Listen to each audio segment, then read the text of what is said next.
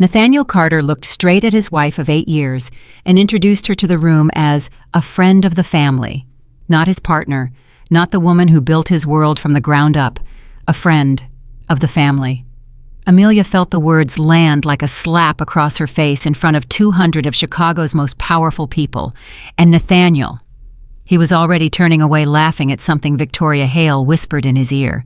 If you've ever been made to feel invisible by someone who is supposed to love you, stay with me. This story is for you. Subscribe to our channel, follow this story all the way to the end, and drop a comment telling me what city you're watching from. I want to see how far this story travels. The night Amelia Carter's marriage truly ended did not begin with a fight. It did not begin with tears or accusations or slammed doors. It began the way most devastating things begin, quietly in a crowded room with a single sentence spoken by a man who no longer thought before he spoke to her. Amelia had spent 3 weeks preparing for the Blackstone charity gala. 3 weeks choosing the right dress, the emerald one, the one Nathaniel had pointed to 4 years ago at a boutique on Michigan Avenue and said, "That's the one, that's the color that was made for you." She had saved it. She had kept it wrapped in tissue paper in the back of the closet, like something precious, something she was waiting for the right moment to wear again. This was supposed to be that moment. The gala was the most important social event in Chicago's charity circuit, and Nathaniel had been talking about it for months. The Blackstone Foundation raised money for children's hospitals, and every major family in the city would be present: the Halversons, the Price family, the Donnellys from the North Shore. If you were somebody in Chicago, you were there. And if you weren't there, people noticed your absence. Nathaniel had said, "This is our night to shine, Amelia, our night." She had believed him. She had spent those 3 weeks not just choosing a dress, but preparing herself mentally, reminding herself that she was Nathaniel Carter's wife, that she had earned her place in that ballroom through 8 years of unwavering loyalty and quiet sacrifice. She had told herself that this night would be different, that he would look at her the way he used to, like she was the only woman in the room. She stepped out of the car at the Blackstone Hotel's grand entrance and smoothed the front of the emerald dress and took one breath. And then she walked in beside her husband. For exactly 11 minutes, things were fine. Nathaniel held her arm as they moved through the lobby. He smiled at her twice. He told one of his junior colleagues, "You remember my wife?" And the man nodded and said she looked lovely, and Nathaniel had agreed. "She does, doesn't she?" And Amelia had felt something warm move through her chest. Maybe she had been wrong. Maybe she had been catastrophizing the way her sister always said she did. Maybe tonight really would be the night things shifted back to where they used to be. 11 minutes. That was all it lasted.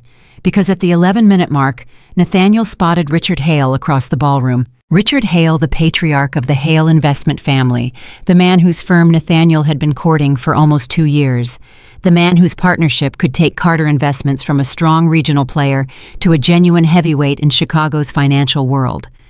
Nathaniel had been trying to get a private meeting with Richard Hale for 8 months, and there he was standing 20 feet away with a glass of champagne, laughing with the Donnelly brothers. Amelia felt Nathaniel's arm tighten. Not around her. He was already pulling away. "I have to go say hello," he murmured, and it wasn't a question. "Of course," she said. And that was the last time Nathaniel spoke directly to her for 2 hours. She watched from a distance as he crossed the room and inserted himself smoothly into Richard Hale's circle. She watched him laugh at the right moments and lean in at the right moments and perform the particular kind of effortless confidence that had attracted her to him in the first place. He was magnetic when he wanted something. She had always known that. She just hadn't always remembered that she was usually the thing he wanted until he had it, and then something else became more urgent. Richard Hale had a daughter. Victoria Hale was 29 years old, educated at Northwestern, already being groomed to take over a portion of the family's investment portfolio. She was sharp and well-dressed, and she laughed like someone who had never once been uncertain about her place in a room. She materialized at her father's side within minutes of Nathaniel's arrival, and Amelia watched her husband's body language change almost immediately. He angled himself toward Victoria. He laughed more. He stood slightly straighter. He touched his jacket lapel the way he always did when he was performing the little unconscious adjustment she had learned to read years ago. Amelia stood near the bar with a glass of sparkling water and watched the three of them. Nathaniel, Victoria, Richard become their own small gravitational field on the far side of the room. A woman named Patricia Donnelly stopped beside her. Patricia was 60, kind-eyed, one of those women who remembered everyone's name and always asked the right questions. "Amelia, darling, you look beautiful tonight. How are you?" "I'm well, thank you," Amelia said. "And you?" "Wonderful. Is Nathaniel here? I need to ask him something about the Riverside project." "He's over there." Amelia nodded toward the far corner. Patricia looked, then looked back at Amelia with an expression that was careful and neutral. "I'll catch him later," she said, and touched Amelia's arm gently and moved on. Something about that exchange made Amelia's stomach drop. Patricia had seen something, and whatever it was, she was too polite to name it.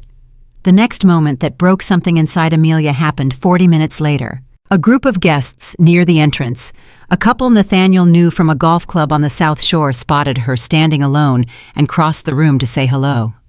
"Amelia, wonderful to see you. Where's Nathaniel?" "He's speaking with some colleagues, I think." The woman, whose name was Sandra Chen, nodded and said, "Oh, you know how these events are. Listen, Sandra, let me introduce you to—" She turned toward the wider group she'd arrived with, and in turning she pulled Amelia into the introductions. "This is Amelia, she's—" And before Sandra could finish the sentence, Nathaniel appeared. He must have spotted her from across the room. He arrived at her elbow smoothly, naturally, as though he had simply drifted over by chance, and he stepped into the conversation with the ease of a man who owned every room he walked into. "Sandra, James, great to see you both. And these must be—" He gestured toward Sandra's companions. "Oh yes, this is my sister Caroline and her husband Greg. They're visiting from Boston." "Terrific. Welcome to Chicago."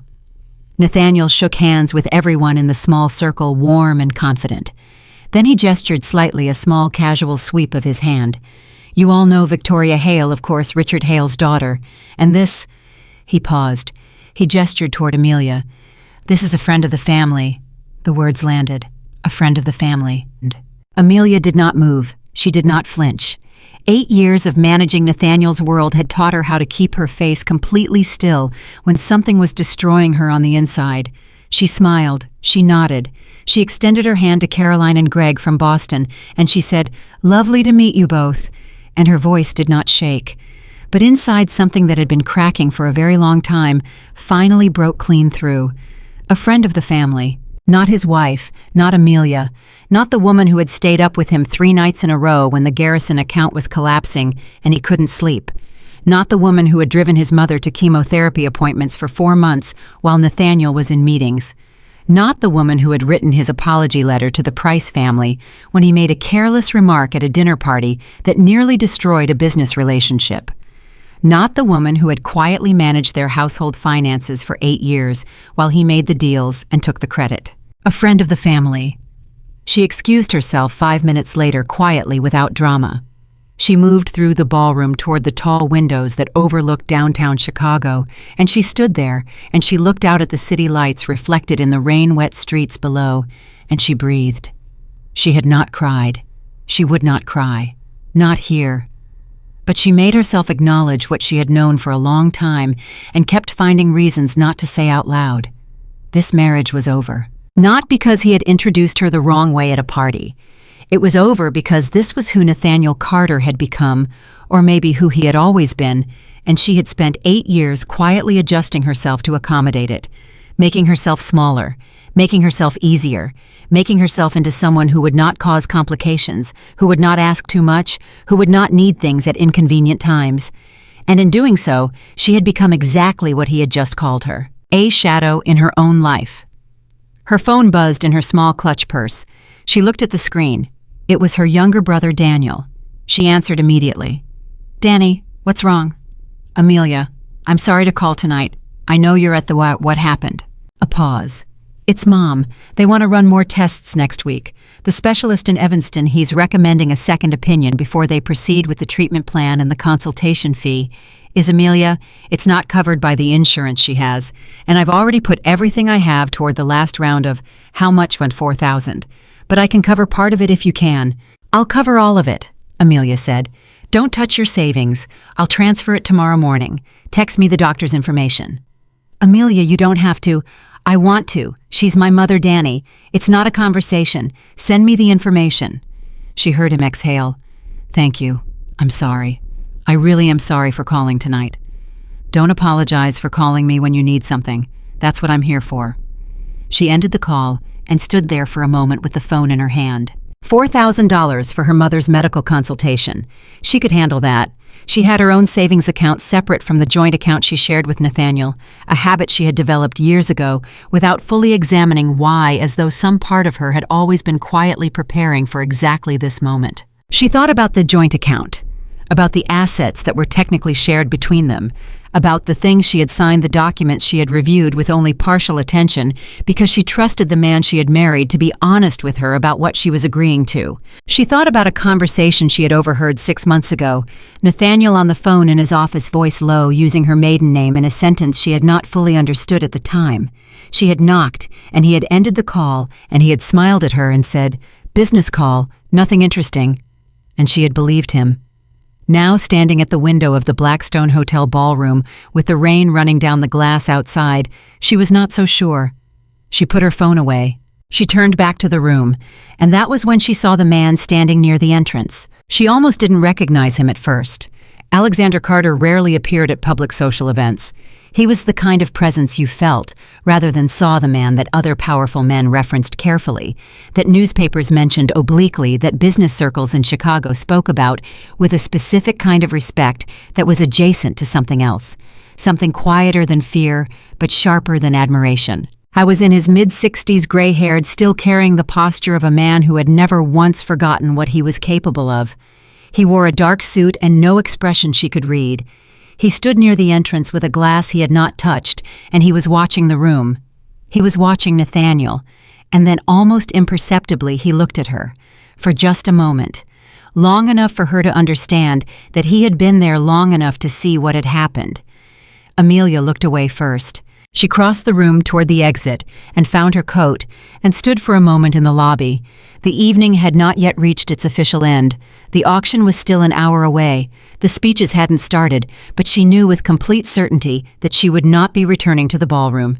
She opened her purse. She reached inside. She took off her wedding ring, the simple platinum band with the small diamond that Nathaniel had chosen at the jeweler on Wabash Avenue the week before he proposed, and she looked at it for a long moment, and then she placed it carefully inside the purse and closed the clasp. Her hands were completely steady. "I spent years waiting for you to choose me," she said quietly, to no one, to herself, to the wedding ring sitting inside the purse. "Tonight I choose myself." She turned toward the hotel's main doors. The rain outside had softened to a fine mist, and the lights of Chicago blurred and scattered through it like something from a dream. She pushed through the doors and walked out. She did not know in that moment that leaving the gala was not the end of the story she was in. She did not know that the story she was in was far larger and far more complicated than a marriage ending. She did not know that Alexander Carter had followed her out of the ballroom, not out of nosiness or concern, but because he was carrying a piece of information that she needed. Information that changed everything. She flagged down a cab on South Michigan Avenue and climbed in and gave her home address and sat back and let herself breathe. Inside the ballroom, Nathaniel had finally noticed her absence, not because he missed her. He noticed because 2 different people had asked him in the same 10 minutes where his wife was, and he did not have an answer. He pulled out his phone and called her. She watched the screen light up with his name, and she pressed the button to send him to voicemail, and she put the phone face down on the seat beside her. For the first time in 8 years, she did not pick up. And for the first time in 8 years, she did not feel guilty about it. She looked out the window at the city moving past her, the bridges, the river, the neighborhoods she had lived in and loved and made her own, independent of Nathaniel, independent of the Carter name, and she thought about her mother's medical bills and her brother's tired voice and the $4,000 she would transfer first thing in the morning. She thought about what it meant that she could do that she had been quietly, methodically building a version of herself that could function outside of this marriage for years. Not because she had been planning to leave, but because some instinct in her had always known she might need to. The cab pulled up in front of the brownstone on the north side that she and Nathaniel shared, that she had decorated and maintained and made into a home over the course of 8 years. She paid. She got out. She stood on the sidewalk in the fine mist and looked up at the dark windows. She went inside. She did not turn on the lights in the bedroom they shared. She sat in the small chair by the window, in the room that had become her reading room, the one room in the house that was entirely her own. The one room Nathaniel had never cared to enter because there was nothing in it that interested him. No television, no bar cart, just books and a reading lamp and a comfortable chair, and she sat there in the quiet and she let herself think. She thought about the documents, about the things she had signed without fully reading, about the conversations she had overheard 6 months ago.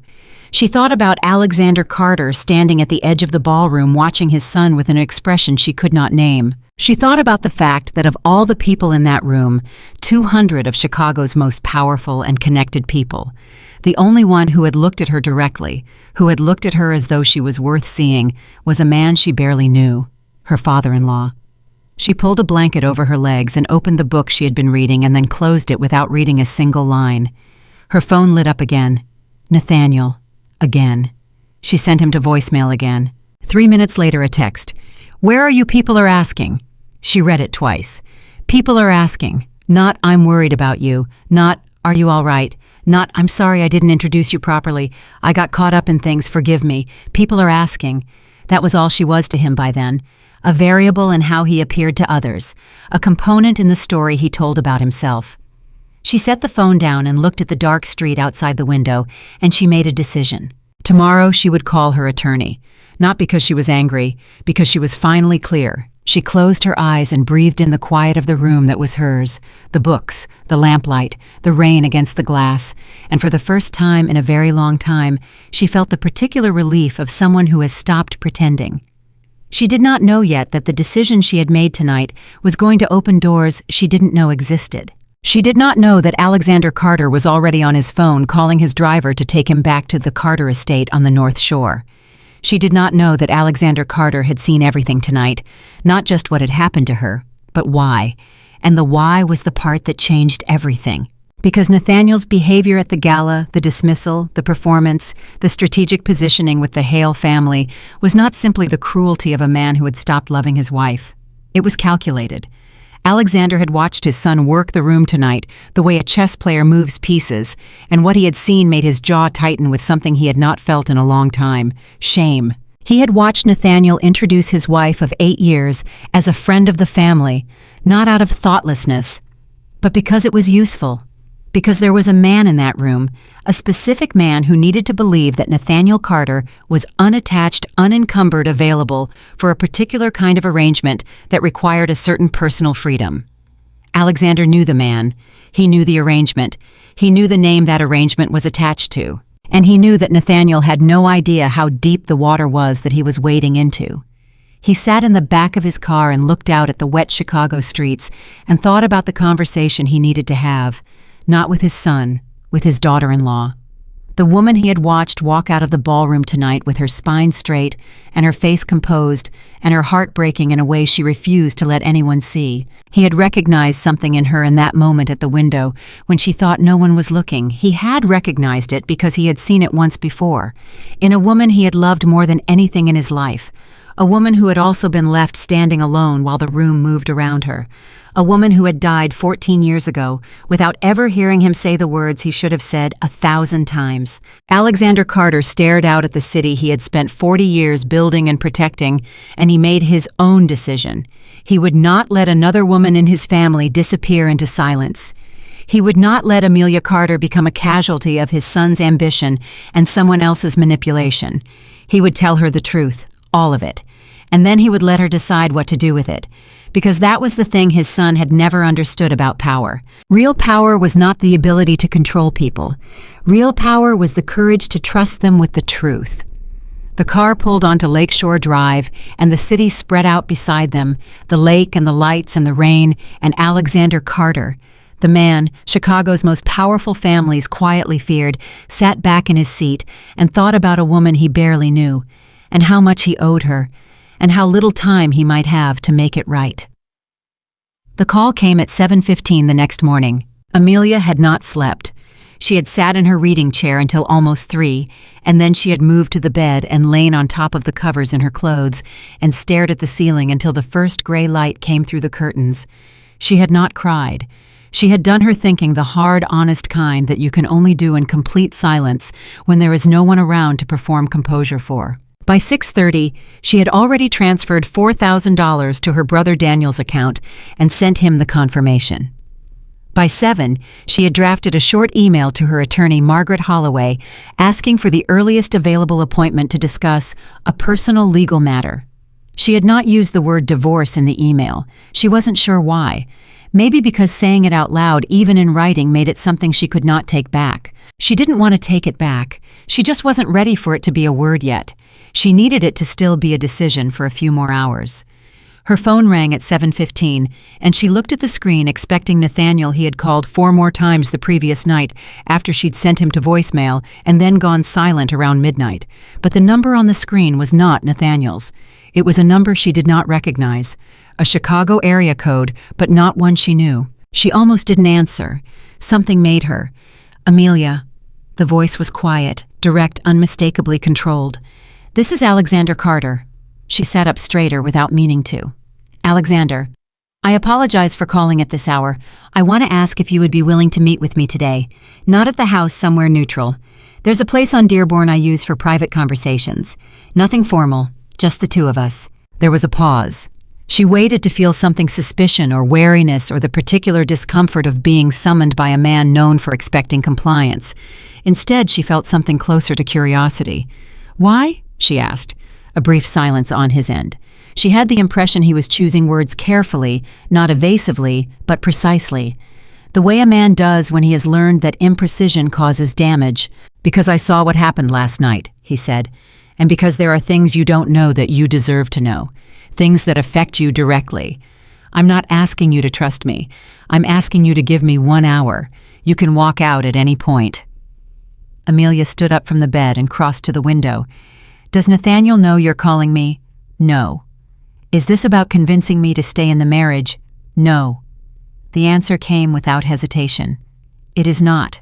She thought about the man she had seen standing at the edge of the ballroom, the stillness of him, the way he had looked at her, not the way men at those events usually looked at women, assessing or dismissing, but the way someone looks at a person they are trying to understand. "What time?" she said. 10 o'clock. I'll text you the address." She ended the call and stood there for a moment with the phone warm in her hand. Then she went to the bathroom and turned on the shower and stood under the water for a long time. She got dressed carefully, not the way she dressed for Nathaniel's events, not to be decorative, not to reflect well on someone else. She dressed the way she dressed when she had something important to do. Dark trousers, a gray cashmere sweater, flat shoes. Her own jewelry pieces she had chosen for herself over the years, nothing Nathaniel had given her. She left the house at 9:30. Nathaniel's car was not in the garage. She did not know where he had slept, and she did not spend energy wondering. The restaurant Alexander had named was a small, quiet place on North Dearborn, the kind of spot that existed for exactly the kind of conversation he had described. No music, no crowds, good coffee, booths with high backs that created a natural privacy. The sort of place that powerful people in Chicago used precisely because it was unremarkable enough to be overlooked. Alexander was already there when she arrived. He was in a corner booth with 2 cups of coffee already on the table and no phone visible, which told her the gesture was intentional. He stood when she approached and waited until she sat before he did. "Thank you for coming," he said. "You said 1 hour," she said. "I'm holding you to that." Something moved across his face, not offense, something more like respect. "Fair enough." She wrapped her hands around the coffee cup and looked at him directly. "I want to ask you something before you say whatever it is you came to say." "Go ahead." "Last night, at the gala, were you there because of Nathaniel or because of me?" Alexander looked at her steadily. "I was there because of Nathaniel. I became interested in you about 40 minutes after I arrived." "Why 40 minutes?" "Because that's how long it took me to understand what I was watching." The words were simple, and they landed with a weight she hadn't expected. She took a breath. "All right," she said. "Talk."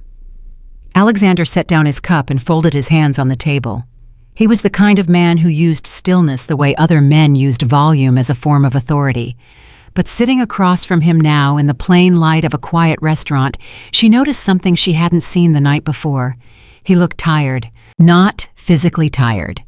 The other kind, the kind that settles into a person over decades and doesn't lift with sleep. "My son's success," Alexander began, "is not entirely his own." Amelia said nothing. She waited. Over the last 6 years, I have quietly intervened in Nathaniel's business affairs 4 times. A failed acquisition in 2019 that would have cost him his primary investors.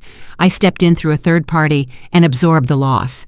A contractual dispute in 2021 with the Meridian Group. I made a phone call that resolved it before it became a legal matter. 2 other instances involving information that I am not able to share in detail, but that if they had become public would have ended his career. Amelia felt something cold begin to settle in her chest. Why are you telling me this? Because 6 months ago, Nathaniel did something I could not fix. She went still. He used your personal financial assets as collateral for a private investment agreement, an agreement he entered into without your knowledge and without your legal consent. The cold thing in her chest moved, spread. What kind of agreement? She asked, and her voice was very, very steady. The kind that benefits him significantly if a certain deal closes in the next 18 months, and the kind that puts your personal holdings, the ones held in your name, separately from the joint accounts at risk if it doesn't. She stared at him. How is that possible? My accounts are in my name. I never signed. You signed a document in March of last year, a financial portfolio review presented to you as a routine account consolidation. She went completely still. March of last year. She remembered March of last year. She remembered Nathaniel coming home with a folder of paperwork, something about a financial advisor consolidating their investment accounts, simplifying the structure, making things more efficient. He had walked her through it at the kitchen table on a Tuesday night, while she was simultaneously trying to schedule her mother-in-law's next medical appointment. He had been patient and brief and reassuring. It's just cleanup, he had said. Streamlining. Your accounts aren't changing, just how they're held technically. She had trusted him. She had signed. What was I actually signing? She asked, and her voice was barely above a quiet, controlled level. A limited power of attorney for investment purposes, narrow enough that it wouldn't trigger your attorney's involvement, broad enough that it gave him the ability to use your holdings as collateral in a private agreement with a firm called Hartwell Capital Partners. Hartwell Capital Partners. She did not recognize the name. What is Hartwell Capital Partners? She asked. Alexander was quiet for a moment. Then, that is the more complicated part of this conversation. She put her coffee cup down. Then we'd better get to it. He looked at her. Then he said, Hartwell Capital Partners is the investment vehicle of a man named Conrad Weiss. Conrad Weiss has been trying to destabilize my business network in Chicago for 4 years. He does not do this directly. He works through proxies, people who believe they are forming advantageous business partnerships and who do not realize until it is too late that they are being used as instruments in a longer strategy. Amelia absorbed this. Nathaniel doesn't know. Nathaniel believes he is on the verge of the most significant independent business deal of his career. He believes he found Conrad Weiss. He believes the opportunity came to him because of his own talent and reputation. Alexander's voice was entirely without contempt as he said this, which made it worse somehow. He has no idea that Conrad Weiss spent 18 months engineering the moment Nathaniel would encounter him. Why Nathaniel specifically? Because Nathaniel is my son. Alexander's jaw tightened very slightly. And because the fastest way to weaken my network is to compromise the person I would naturally protect. Conrad Weiss does not want Nathaniel's business. He wants leverage over me. The booth was very quiet. Amelia sat with everything he had just told her and felt the pieces move and rearrange in her mind. She was good at this, at taking complicated information and organizing it quickly, finding the structure inside the chaos. It was one of the skills she had developed over 8 years of quietly managing a world that Nathaniel was the face of. So Nathaniel, she said slowly, thought he was building independence from you. And he was actually walking into a trap designed to use him against you. Yes. And in the process, he illegally used my assets as collateral, which means that if the deal goes wrong, your personal holdings are exposed, yes. And the deal will go wrong. Alexander looked at her steadily. Conrad Weiss does not intend for the deal to succeed. He intends for it to fail in a specific way at a specific time that maximizes damage to everyone involved. She breathed. In, out. When? My best estimate is within the next 4 months. 4 months. She had 4 months before financial damage reached her personally. 4 months before the thing Nathaniel had done without her knowledge caught up with her. She looked at Alexander Carter, this man she had met perhaps a dozen times over 8 years of marriage, always at the periphery of events, always watching, never quite joining, and she said, "Why are you telling me this? Why not go to Nathaniel?" "I have tried to reach Nathaniel." He said it flatly. "He does not believe he is in danger. He believes I am trying to control him. Every time I have attempted to raise concerns about Hartwell Capital in the last 3 months, he has ended the conversation." Something moved through his eyes then.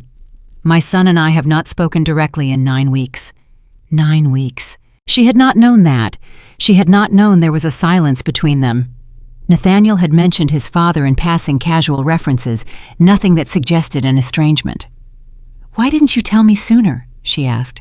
"If you've known about the document I signed for—" "I only confirmed what he had done with your assets 2 weeks ago," Alexander said. "I had suspicions before that. I was not certain. I do not bring concerns to people until I am certain." He paused. "I owe you that honesty."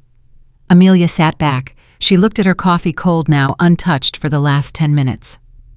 "You said you saw something last night at the gala," she said. "Something that made you decide to call me." "Yes." "What was it?" Alexander was quiet for a moment. When he spoke, his voice had changed slightly. It had lost the quality of precise information giving and become something more personal. "I watched you stand at the window for almost 20 minutes, he said. "I watched the room move around you, the people, the conversations. My son and Victoria Hale and Richard Hale and I watched you stand completely still. Not frozen. Still. The way someone stands when they are making a decision they have been putting off for a long time." He paused. "And then I watched you take off your ring in the lobby." Amelia's hands were very still on the table. "I've seen that before," Alexander said quietly. "Not exactly that, but that moment, that particular kind of resolution." He looked down at his coffee briefly. "My wife Nathaniel's mother, she was a woman who spent a great deal of her life making herself smaller than she was to accommodate the people around her, including me." He said it simply, without self-pity, but without deflection either. "She died 14 years ago, and there were a great many things I did not say to her. A great many times I did not see her clearly enough." He looked up. "Last night I watched a woman I barely know do something my wife was never able to do. I watched you choose yourself, and I realized that whatever happened next, you deserved to have the full picture, not Nathaniel's version, not mine, the truth." Amelia looked at him for a long time. She was not a woman who was easily moved by speeches. She had heard eloquent men say moving things too many times to give automatic credit to the words. What she was looking for was the thing underneath the words, the specific, undefended quality of something that was true. She found it. She said, "I'm going to need everything you have, documents, timelines, communications, everything." Alexander nodded. "I expected that. I'm going to need my own attorney to review all of it independently." "Also expected. And I need to understand something clearly." She leaned forward slightly. "You are telling me this because you believe it is the right thing to do, but you are also a man who is trying to protect his business network from Conrad Weiss. Those two motivations are not contradictory, but they're not identical either. I need to know which one I'm dealing with." Alexander Carter looked at her with an expression she had not seen on his face before. Surprise. Genuine, unguarded surprise. And then something that looked almost like satisfaction. "Both," he said. "You are dealing with both. I will not lie to you about that." "Good," she said, "because if you had said only the first one, I would have walked out." There was a silence between them, not uncomfortable, the silence of two people recalibrating. Then Alexander said, "There is something else." Of course there was. "The Hale family," he said, "Richard Hale. The reason Nathaniel was positioning himself so aggressively last night, the reason he was presenting himself as unencumbered." "Victoria Hale," Amelia said. The name tasted like something she did not want in her mouth. "Conrad Weiss introduced Nathaniel to the Hale family 8 months ago. He structured the introduction to look natural, a business event, mutual contacts, the way these things always look natural when they are engineered. The Hale partnership that Nathaniel is pursuing is connected to the Hartwell Capital deal. They are not separate opportunities. They are the same trap presented from 2 different angles." Amelia absorbed this. "Nathaniel doesn't know that either," she said. "No. He thinks he's building an empire. He's actually dismantling one." "Yes. And Victoria Hale. I do not know the extent of her involvement, Alexander said carefully. She may be a participant. She may be as uninformed as Nathaniel. I have not been able to determine that yet. Amelia thought about Victoria Hale laughing in the corner of the ballroom with her hand on Nathaniel's arm. She thought about the way Nathaniel had stood straighter when Victoria appeared. She thought about 8 years of marriage and the precise, careful way it had been taken apart. She felt something that was not quite anger and not quite grief. It was something colder and more clarifying than either. I'm going to ask you something, she said, and I need you to answer honestly. I'll do my best, Alexander said. Do you want me to save this situation, to stay in the marriage, patch things up? Present a unified family front that makes it harder for Conrad Weiss to use Nathaniel as leverage? Alexander was quiet for 3 full seconds. No, he said. She waited. I want Conrad Weiss stopped, he said. I want my son to understand what he has done and what has been done to him. And I want you to be protected from the consequences of a document you signed in good faith, and that was used against you without your knowledge. He paused. Whether you stay in that marriage is not my business, and it is not a factor in any of those goals. Amelia sat back. How do you stop Conrad Weiss? She asked. By exposing the structure of what he has built before it reaches its intended conclusion. And for that, I need documentation of the agreement Nathaniel entered into, documentation that is currently held within Carter Investments' internal accounts, which Nathaniel controls, and which I cannot access without triggering exactly the kind of internal conflict that Weiss would benefit from. Amelia understood. She understood everything now. But I could access them, she said. It was not a question. You are still, as of this moment, Nathaniel's wife, Alexander said. You signed a limited power of attorney for investment purposes. That document grants you certain reciprocal access rights that Nathaniel may not have fully considered when he had you sign it. A very slight pause. His attorney was efficient, but not thorough. Something that was almost a smile moved across Amelia's face, not because anything about this situation was funny, but because for the first time in 8 years she was sitting across from someone who was bringing her a problem and treating her like someone capable of solving it, not protecting her from it, not managing her reaction to it, not deciding what she needed to know, just laying it out in front of her cleanly, honestly, and waiting. I need to speak with Margaret Holloway today, she said. Margaret Holloway, her attorney, the same woman she had emailed that morning. Of course. I need to see everything you have by tomorrow morning. I can have it to you by tonight. And I need to make something clear to you, Alexander. She looked at him directly. I am willing to help with this, but I am not doing it to save Nathaniel's career. I am not doing it to protect the Carter name. I am doing it because I have 4 months before someone else's scheme reaches into my life and takes something I built myself. Do you understand the difference? He held her gaze. I do. And one more thing. Yes. When this is over, when Weiss is exposed, and the documentation is in front of the right people, and whatever legal proceedings follow are handled, I am filing for divorce. And I need to know right now whether helping me with that is going to be a problem. She watched him.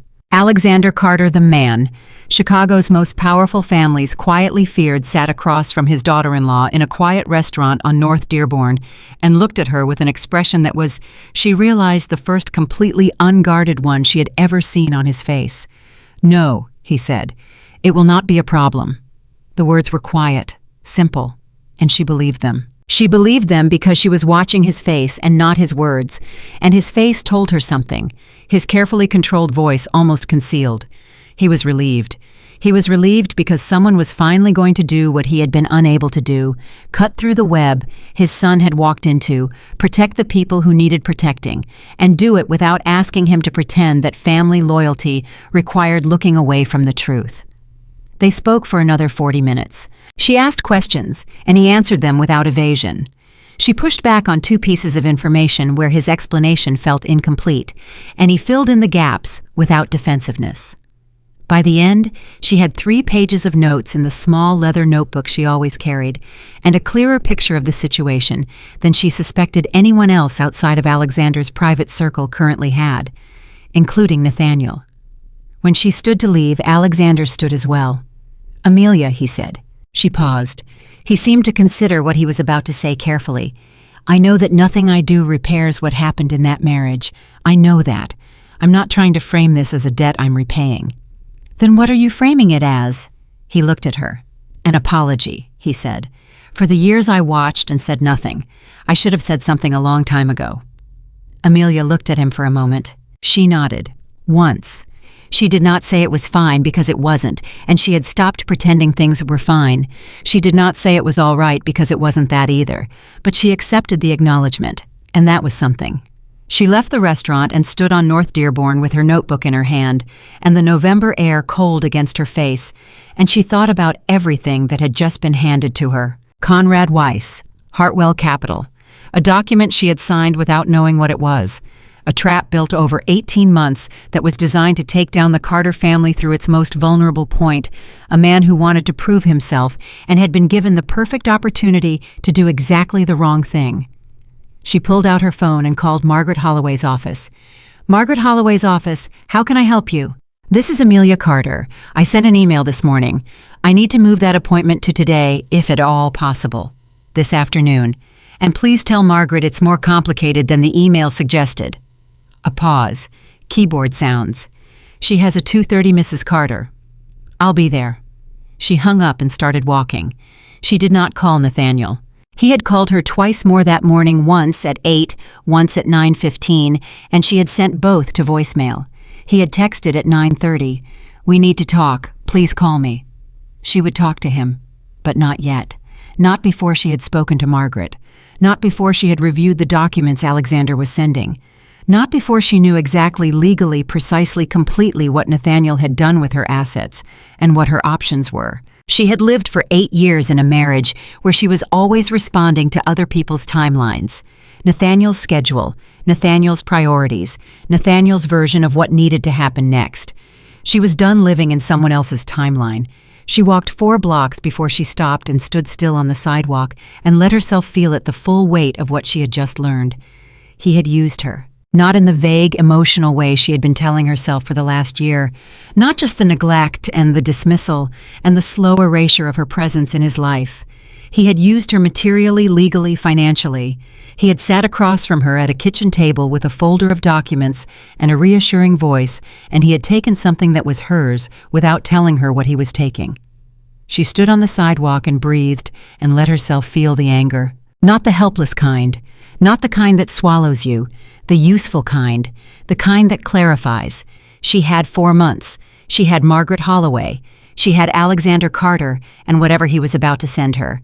And she had herself, the self she had been building quietly and methodically for 8 years, while Nathaniel was building his career, the self she had kept separate and private and intact, even when the marriage had been slowly taking everything else. She had herself. That was enough. She started walking again. The November wind came off the lake and moved through the street, and she pulled her coat closer and kept walking, and she did not look back. Inside a building on the west side of the Loop, in an office on the 14th floor, with her name on the door, Amelia Carter's attorney, Margaret Holloway, was looking at the email Amelia had sent that morning and picking up the phone to call a colleague who specialized in financial fraud. And in a building on the North Shore, Alexander Carter sat at his desk with the phone against his ear and said quietly to the man on the other end, "She's ready. Begin preparing the documentation." He paused. "All of it. Leave nothing out." Another pause. "Yes, including the parts about Nathaniel." He set the phone down. He looked at the window. He thought about the expression on Amelia's face when she said, "I am doing it because I have 4 months before someone else's scheme reaches into my life and takes something I built myself." He had spent 40 years building an empire. He had built it with strategy and patience and a willingness to make difficult decisions. He was looking at a woman who had come into this situation with none of his resources and none of his information and had assessed it in 40 minutes and made a decision. He had not expected that. He should have. He pulled a framed photograph from the edge of his desk, the one he always kept there, the one that had been in that same spot for 14 years. A woman with dark hair and a half-smile standing in front of a window with the lake behind her. He looked at it for a moment, then he turned back to his desk. He had work to do. Margaret Holloway's office smelled like coffee and old case files, and Amelia had always found that combination oddly comforting. Margaret herself was 61, sharp-featured with reading glasses perpetually perched halfway down her nose, and the particular economy of movement that belongs to people who have spent decades making every action count. She had been Amelia's attorney for 6 years, not Nathaniel's, not the family's, hers, and that distinction had always mattered more than Amelia had allowed herself to fully acknowledge until right now. She arrived at 2:25, and Margaret was already at the small conference table with 2 cups of coffee and a yellow legal pad. "Sit," Margaret said not unkindly. "You look like you've been awake since yesterday." "I have been awake since yesterday," Amelia said. She sat. She placed her notebook on the table and her phone beside it, and she looked at Margaret directly. "I need you to listen to all of this before you say anything. Some of it is going to be difficult to hear." Margaret picked up her pen. "I've been practicing family and financial law for 32 years. Go ahead." Amelia told her everything. She started with the gala, not the emotional details, not the humiliation of being called a friend of the family, but the business context, the Hale family, the positioning she had observed. Then she moved to the morning call from Alexander, the meeting on Dearborn, the document from March of last year, the limited power of attorney she had signed without understanding what it was, Hartwell Capital Partners, Conrad Weiss, the 4-month window. She talked for 22 minutes without stopping. Margaret did not say anything. She wrote steadily, her handwriting small and precise, and occasionally she made a sound that was not quite a word, but communicated that she was tracking. When Amelia finished, Margaret set down her pen and took off her glasses and looked at her. "Okay," Margaret said. "First question. Are you certain Alexander Carter is being straight with you, because what you're describing, this level of orchestration, this specific targeting, it's either true, in which case we have a serious financial fraud situation, or it's a very sophisticated story designed to get you to take actions that serve Alexander's interests rather than yours?" "I've considered that," Amelia said, "and he told me directly that his motivation was partly self-interest. He didn't try to make it purely altruistic. That's actually what made me believe him." Margaret studied her. "You're a better judge of character than most people I work with. I'll give you that." She put her glasses back on. "Second question. The document you signed in March, do you have a copy?" "I have what Nathaniel gave me at the time. I don't know if it's the complete document or a summary version." "Get me everything you have. I also want everything Alexander Carter sends you, every document unedited. I'll have my financial fraud colleague David Park look at it with me. If the power of attorney was structured the way Alexander described, there are potential criminal exposure issues here that go beyond the divorce." "Criminal." The word sat in the room for a moment. "For Nathaniel?" Amelia asked. "Potentially. Using a spouse's assets as collateral without informed consent and through a document obtained under misrepresentation, that's not just a civil matter. It depends on intent, on how the document was prepared, on who drafted it." Margaret's voice was level. "I want you to be clear about something, Amelia. Depending on what the documentation shows, you may be in a position where this is not just your divorce. It's a fraud investigation. Are you prepared for that?" Amelia thought about the kitchen table, the folder, the Tuesday night. Nathaniel's patient, reassuring voice saying, "It's just cleanup." "Yes," she said. "I'm prepared for that." Margaret nodded. "Then here's what we do first." They spent the next 90 minutes building a plan. By the time Amelia left Margaret's office at 4:15, she had a list of actions, a timeline, and the name David Park written in her notebook beside 2 asterisks. She also had a clear understanding of something Margaret had said near the end of their meeting that stayed with her on the walk back to where she'd parked. Margaret had said, "The hardest part of this kind of situation isn't the legal complexity. It's that you are going to have to hold 2 things at once that feel contradictory. You are going to have to be completely clear and decisive and strategic. And at the same time, you are going to have to feel everything you're feeling about 8 years of marriage ending. Most people try to shut one of those things off to survive the other. Don't. You need both." Amelia had looked at her for a moment and then said, "When did you become a therapist?" Margaret had almost smiled. "When I realized that the clients who won their cases were always the ones who didn't pretend they weren't human." The documents from Alexander arrived at 6:47 that evening. Amelia was sitting at the desk in her reading room when her email notification came: a secure transfer, 43 files, a brief note from Alexander that read simply, Everything I have as of today. More may come. Call if you need clarification on anything. And then below his name, a line she had not expected.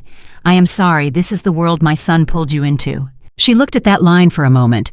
Then she forwarded the entire transfer to Margaret without opening a single file herself. She trusted Margaret to review it with cleaner eyes. And she knew that if she opened those files alone in the quiet of her reading room, she would read them through the lens of everything she felt, and she needed someone to read them first through the lens of the law. She closed her laptop and sat in the chair and breathed. Her phone lit up. Nathaniel. Again. This time she answered. Amelia. His voice had the quality she recognized from the times he was managing her warm, measured, careful, performing calm. I've been worried about you. I'm fine, she said. You left the gala without saying anything. You didn't answer my calls all night. I got home and I don't even know where you slept. In our house, she said. In the reading room. I was there. A pause. I didn't know. I know you didn't. Another pause. He was recalibrating. She could feel him trying to get a read on her tone and not getting what he expected. Can we talk in person tonight? Not tonight. Amelia. I said not tonight, Nathaniel. Her voice was entirely even. We will talk, but I'm not ready tonight. A longer pause. She heard him exhale. Are you thinking about leaving? She did not answer immediately. In the silence, she heard something she had not heard in his voice in a very long time. Something past the performance. Something that was, if she was reading it right, genuinely afraid. We'll talk in person, she said. I'll let you know when. She ended the call. She sat with the phone in her hand and thought about what she had heard in his voice. Fear. Not fear of losing her, she suspected. Or at least, not only that, fear of what losing her meant in terms of the structure of his life, the image, the stability she had quietly provided, the machinery that kept running because she kept it running. She wondered if he knew yet, if he had any idea that the machinery was about to reveal what was underneath it. She didn't think he did. The next 72 hours moved in a particular kind of controlled urgency that Amelia had not experienced since the early years of her career, before she had set her professional ambitions aside for the marriage. She gave documents to Margaret. She had 2 phone conversations with David Park, Margaret's financial fraud colleague, who asked precise questions in a rapid-fire style that she matched without difficulty. She found 3 additional documents in her own filing system at home, things she had kept out of habit, paper copies of things Nathaniel had given her to sign over the last 3 years, and scanned and forwarded all of them. She also, on the second day, did something that had not been part of any plan. She called Victoria Hale. She had gotten the number from a contact. She trusted a woman named Helen Marsh, who had worked in Chicago's philanthropic circuit for 20 years and knew everyone's number.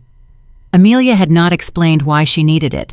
Helen had given it to her without asking, because Helen was the kind of woman who understood that when a woman in Amelia's position asked for something without explaining the explanation, was probably something she was protecting herself from having to say out loud. She called at 10 in the morning on the second day. Victoria answered on the third ring. Victoria Hale, professional, confident, the voice of someone who answered unknown numbers with the assumption that they were worth answering. Victoria, this is Amelia Carter, Nathaniel Carter's wife, she said, wife deliberately. I'd like to meet with you. A silence. I'm sorry. I'm not calling to cause a scene. I'm not calling to accuse you of anything. I'm calling because I believe we may both be in possession of information that affects the other person, and I think we'd each be better served knowing what the other knows. Another silence. Longer. What kind of information? Victoria's voice was more careful now. The kind that involves Conrad Weiss and Hartwell Capital Partners, Amelia said, and the kind that involves how your introduction to my husband was arranged. The silence this time was different, sharper, the silence of someone who has just heard a name they did not expect. Where? Victoria said. They met the following morning at a coffee shop on the near North Side neutral ground, public enough to feel safe, quiet enough to talk. Victoria Hale was not what Amelia had spent 2 days imagining. She was not the poised, strategic operator Amelia had constructed from the image at the gala. She was a woman who looked as she walked through the door and spotted Amelia like someone who had also not been sleeping. She sat down. She did not order coffee. She looked at Amelia across the table and said without any preamble, "How do you know about Weiss?" That's a longer conversation, Amelia said. I want to ask you something first. When did you meet Conrad Weiss? Victoria looked at the table, then back at Amelia. 8 months ago, at an industry conference in New York. He introduced himself as an independent investor with connections in Chicago's real estate sector. He told me he knew my father. She stopped. He told me he had an introduction that could be beneficial to the Hale family's Chicago interests. The introduction to Nathaniel. Yes. Victoria's jaw was tight. He made it sound like a straightforward business opportunity, a potential co-investment with Carter Investments in a Chicago development project. And it became personal, Amelia said. Victoria met her eyes. She did not look away. Yes, it became personal. I want to be honest with you about that. I am not going to sit here and pretend there was nothing between Nathaniel and me. There was. I don't know exactly what he told you or didn't tell you about our... He told me nothing, Amelia said. He introduced me as a friend of the family at the Blackstone Gala 4 nights ago. Victoria went still. I was standing 6 feet away when he said it, Amelia said. Something crossed Victoria's face, something that was unmistakably genuine. I didn't know he would do that, Victoria said. That was not something I would have. I knew things between you were not good. He told me the marriage had been over in all practical senses for a long time, but I would never have... She stopped. She pressed her lips together. I'm sorry. I know that's inadequate. It is inadequate, Amelia said, but it's not why I'm here. She laid out what she knew about Conrad Weiss, carefully, methodically, with the same structure she had used with Margaret. Facts, first implications, second questions, third. Victoria listened without interrupting. Her face moved through several expressions that Amelia watched closely. Surprise, then recognition, then something harder. The business conference in New York where you met Weiss, Amelia said. Was it the Meridian Capital Summit? Yes. And your father was Richard Hale at that conference. Victoria's eyes sharpened. He was invited. He didn't go. He sent me instead. A pause. You're saying Weiss knew my father wouldn't be there. I'm saying that Weiss engineered the entire introduction. He targeted you specifically because you had authority to advance a business conversation with your father, but less experience reading the long game of someone like him. Victoria said nothing for a moment. Then, he used me to get to Nathaniel. He used you to get to Nathaniel to get to Alexander Carter, Amelia said. Nathaniel and your family are both steps in a larger play. What happens to the deal in 4 months is going to damage your family's reputation in Chicago's financial community as much as it damages the Carter name. That's how Weiss benefits. 2 families weakened simultaneously. Victoria looked at her for a long time. What do you need from me? Communications. Anything Weiss sent you in writing, any documentation of the arrangement he proposed. My attorney needs to build a complete picture of how he structured this, and the documentation I have currently covers the Carter side. I need the Hale side. My father can't know I'm providing this to you. Your father is going to find out about all of this eventually, Amelia said. The question is whether he finds out because the deal collapsed and the damage is already done, or because his daughter... Victoria looked at her for another long moment. You're very direct, Victoria said. I've been not direct enough for 8 years, Amelia said. I don't have time for anything else right now. A pause. Then Victoria nodded. I'll get you what I have. Amelia walked out of that coffee shop with her heart beating faster than she had let herself show. She had not known going in whether Victoria Hale was complicit or a victim. She had not been certain until the moment Victoria's face moved at the name Conrad Weiss, that particular shock of recognition that belongs to someone who is hearing for the first time that they were played. She sent a text to Alexander. Victoria Hale is not working with Weiss. She's a secondary target. She's going to provide documentation on her side of the arrangement. Prepare Margaret for incoming from the Hale family's attorneys. Alexander's response came in under 2 minutes. Understood. I did not expect that move. Well done. She pocketed her phone and kept walking. The moment the next crisis arrived, it came from a direction she had not anticipated. It was the 4th day after the gala. Amelia was at Margaret's office reviewing a financial timeline that David Park had constructed from the documents, a visual map of money moving through Hartwell Capital and into the Carter Investments accounts, dates and amounts and transaction identifiers, when her phone rang. It was Nathaniel. She almost sent it to voicemail. Then something made her pick up. We need to talk right now, Nathaniel said, and his voice was not the managed, careful voice of the previous calls. It was something else entirely. Tight, clipped.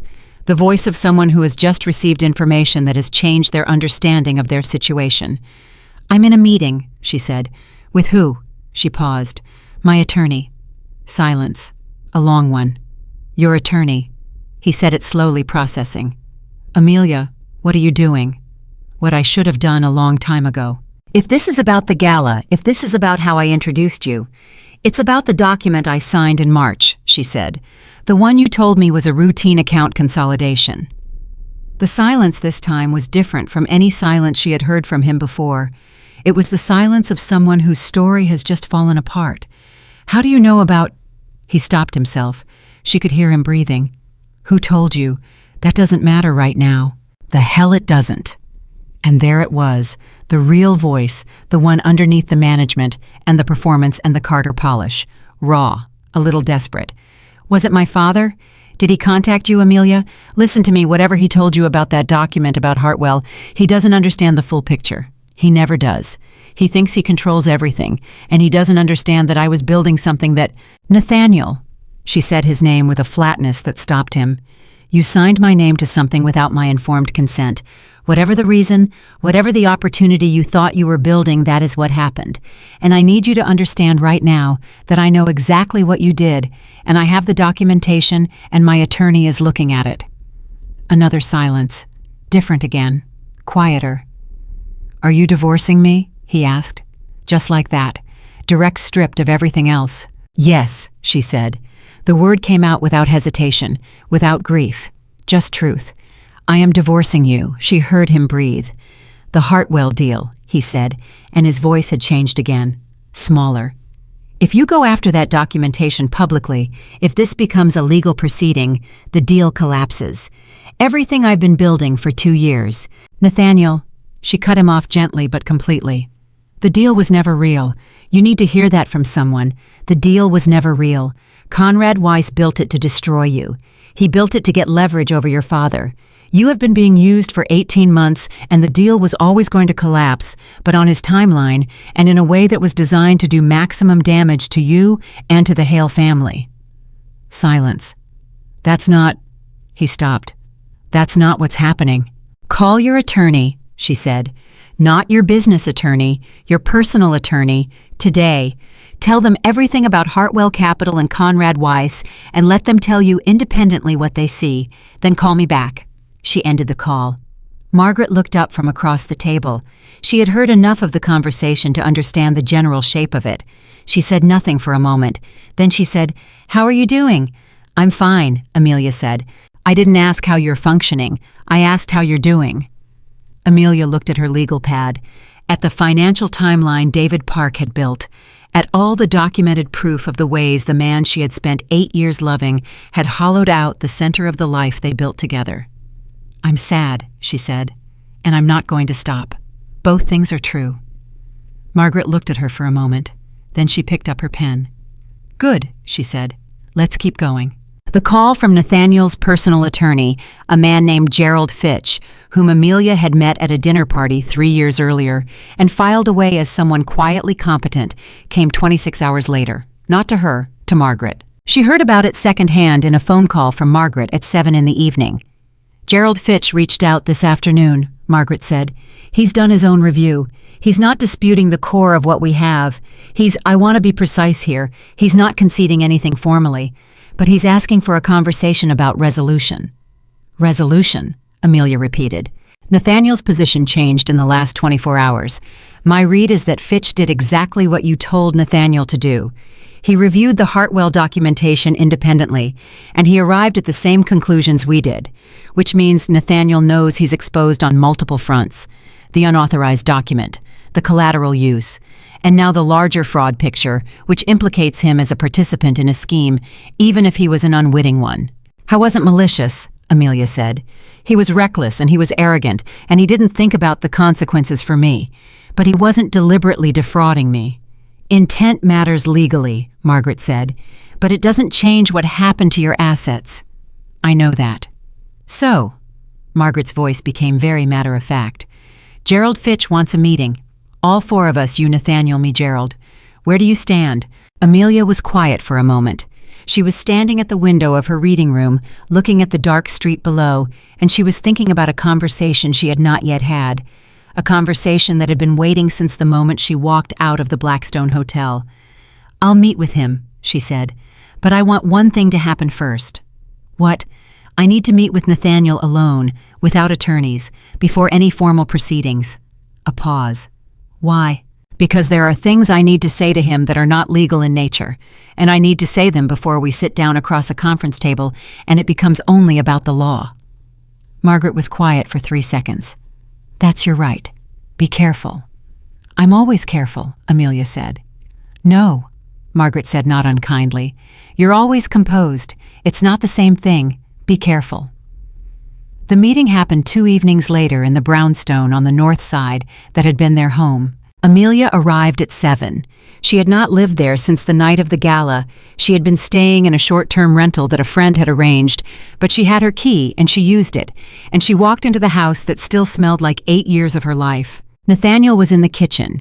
He was standing at the counter with a cup of coffee he was not drinking. He was wearing what he wore when he was not performing: a plain sweater, dark trousers, no jacket. He looked like he had been sleeping badly. She sat down at the kitchen table. He turned from the counter and looked at her and did not move toward her. "You look tired," she said. "I am tired." He sat across from her. He put his hands on the table and looked at them. "I've been talking to Gerald for 2 days." "I know." He looked up. "Did you know about Weiss before Alexander told you?" "No, I knew something was wrong. I didn't know what." He nodded. His jaw moved. "I thought I was breaking free," he said. I know how it sounds, but that's the truth of what I thought. I thought Weiss was the deal that proved I could do this without my father, that I wasn't just the next Carter, that I was my own thing."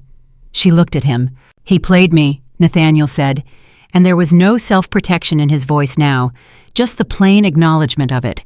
"He saw exactly what I wanted, and he gave it to me in the shape of a deal, and I walked right into it." "Yes," she said. "The document you signed." He stopped. He started again. I told myself it was a formality, that the deal was solid, that your assets were only technically at risk, that nothing would actually—" He stopped again. "I told myself a lot of things that made it easier to do something I knew wasn't right. The honesty of it. The plain, undecorated honesty was the thing she had not expected from this conversation. She had prepared for defense, for justification, for the managed version. Instead, she was looking at a man who had run out of story to tell. "The gala," she said. "When you introduced me as a friend of the family, was that about the Hale deal, about appearing unattached?" A long pause. "There was a man at the gala," Nathaniel said, "a contact of Weiss's. Weiss told me the Hale deal required me to present, as he said it was a question of optics, that certain investors preferred—" He stopped. He looked at the table. "Yes, it was about the deal." The cold thing moved through her chest again, settled. "So you made me a stranger in a room full of people we knew," she said, "because someone who was manipulating you told you it would serve a business deal that was never going to close." He could not look at her. "Nathaniel." She waited until he raised his eyes. "I want you to understand something. I am not divorcing you because you failed. I'm divorcing you because you stopped including me in your failures. You stopped including me in anything real. And at some point, I don't know exactly when, I became a variable in your strategy rather than a person in your life." He was quiet for a moment. When he spoke, his voice was rough. "I know." "Do you—" "I know." He said it again, differently. "I've been sitting with it for 4 days, trying to find the version of events where I'm not, where there's some other explanation. There isn't one." He looked at her. "I stopped seeing you. I don't know when it happened. I don't know if there was a specific moment or if it was slow, but I stopped seeing you and I told myself you were fine because it was easier than looking." She sat with that. "What happens now?" he asked. "With Weiss, with the legal, what happens?" "Your attorney and mine are going to talk," she said. "The divorce proceeds. Your assets are separate from the Weiss exposure, your personal legal exposure. Those are 2 separate conversations, but they're going to happen at the same time. Will you, in the legal proceedings about Weiss, will you go after me personally?" She looked at him. "I'm not going after anyone," she said. "I'm protecting myself. What the legal process decides to do with the documentation about your conduct is not something I control." He absorbed this. That's not a reassurance. It's not meant to be, she said. It's the truth. He nodded slowly. He looked in this moment like a man who has been stripped of every version of himself that he performed for other people, and found that what was left was smaller and more human than he had wanted to admit. She felt something for him in that moment. Not love the way love had existed between them in the early years. Not the love that had sustained her through 8 years of being slowly made invisible, but something the particular complicated grief of someone who remembers who another person used to be and mourns the distance between that person and who they became. She stood up. "Amelia," he said. She paused. "I'm going to fix the Hartwell thing," he said. "I'm going to work with Gerald to expose Weiss. Whatever that costs me, I'm going to do it." She looked at him. "Why?"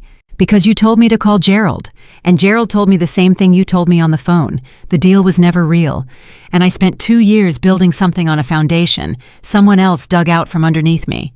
He exhaled. "I'm not doing it for my father, or for the family name.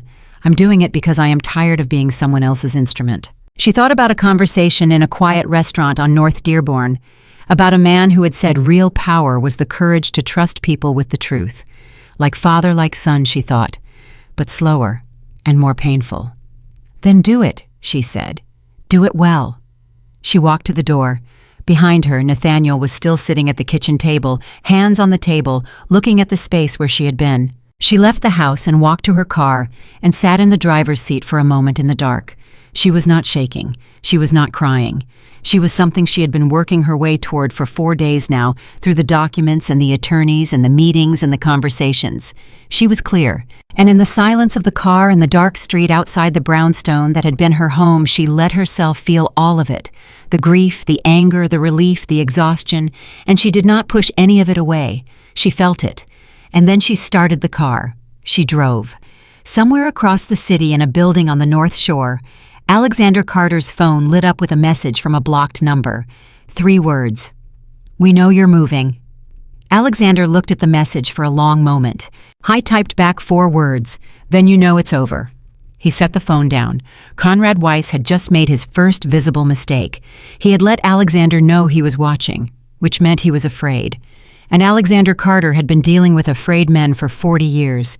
He picked up his phone again and made a call. "It's time," he said. "All of it. Move now." The message Conrad Weiss sent to Alexander's phone at 11:47 that night was not a threat. It was something more precise than a threat. It was a reminder, and Alexander understood the difference immediately. A threat says I can hurt you. A reminder says I already have what I need. Alexander sat at his desk and looked at those 3 words. "We know you're moving," and understood that Weiss had someone inside his circle, not a distant observer, someone close enough to know that Alexander had made calls in the last 48 hours, someone close enough to know that the documentation was being compiled, that Amelia had spoken to Margaret Holloway, that the pieces were being moved. He did not panic. He had not panicked in 40 years of business. He was not going to start at 64 over a man who sent anonymous texts at midnight. But he made a decision that had consequences he could not fully predict. He picked up his phone at 7 the next morning and called Amelia directly. She answered on the second ring. He could tell from her voice that she had been awake for at least an hour. "I need you to hear something," he said, "and I need you to hear it before you do anything else today." "Tell me." "Weiss knows we're moving. He has a source inside, not my inner circle, but someone with enough visibility to have tracked the documentation requests, which means the window we had is narrower than I estimated." He paused. "I need to accelerate the timeline." "How accelerated?" "The business review meeting I have scheduled with the Chicago Commerce Partnership next Thursday. I'm moving it to this Friday, 48 hours from now. The partnership board includes 6 individuals who have direct business relationships with Weiss. If I present the documentation in that setting in front of those people with both the Carter and Hale documentation present the story, becomes public in a controlled way before Weiss can shape it." A silence from Amelia's end. He could feel her thinking, "That gives Margaret and David Park 2 days to finalize the documentation package," she said. "Yes. Is that enough time?" "I believe so. The core documentation is already verified. What we need in the next 2 days is corroboration from the Hale side, Victoria's communications with Weiss." "I'll call Victoria in the next hour," Amelia said. "She said she had materials. I'll push for delivery today." "There's something else." There always is, she said, and there was the smallest edge of dry humor in it that caught him off guard. The meeting on Friday, he said. I want you there. Silence. Alexander, I know what you're thinking. You're thinking this is my fight and Nathaniel's fight, and you have already done your part by securing the documentation. And legally you'd be right. But what's going to happen in that room on Friday is not only a legal event. It is a moment where the narrative of what happened gets set for Chicago's business community. And the person in that room who has the most credibility, who cannot be dismissed as a father protecting his son or a businessman protecting his network, is you. Another silence, longer this time. You want me there as a witness, she said. I want you there as yourself, as the person who was directly affected, as the person who found the documentation, as the person who, when she could have walked away and let this consume her, chose to understand it instead. He paused. You told me in that restaurant that you were doing this to protect yourself. I believed you. I still believe you. But I also think you have become something larger than self-protection in this situation, and I think you know it. He waited. I'll be there, she said. She called Victoria Hale at 8:15. Victoria picked up before the second ring. I was about to call you, Victoria said, and her voice had an urgency that Amelia recognized as the specific urgency of someone who has discovered something they were not looking for. What happened? Amelia said. I went through my email archives last night, everything Weiss sent me over the last 8 months, and there's something in there, a thread from about 6 weeks ago, that I don't think I fully understood when I received it. I thought it was standard deal structuring language, but looking at it now with everything you told me. Victoria stopped. He was preparing an exit strategy, a specific plan for how the deal collapse would be framed publicly. He was writing it 6 weeks ago. Amelia went still. He was planning the narrative of the collapse before the collapse. Yes, he had language prepared about how the Hale family had acted in good faith but had been misled by Carter Investments' misrepresentation of their financial position. Victoria's voice was tight. He was going to make my father's firm look like the victims of Nathaniel's fraud. Not Weiss's manipulation, Nathaniel's fraud. There it was, the full shape of it. Conrad Weiss had not just been planning to destabilize two families. He had been planning to reframe the entire story so that when the collapse came, the visible villain was Nathaniel Carter, and the invisible architect walked away clean. Nathaniel would have been destroyed, the Hale family would have been positioned as collateral damage, and Weiss would have been nowhere in the frame. Victoria, I need everything. Every email, every attached document, every forwarded thread. I need it today. I'm already compiling it. I can have it to you by noon. Send it directly to Margaret Holloway. I'll text you her secure email. She paused.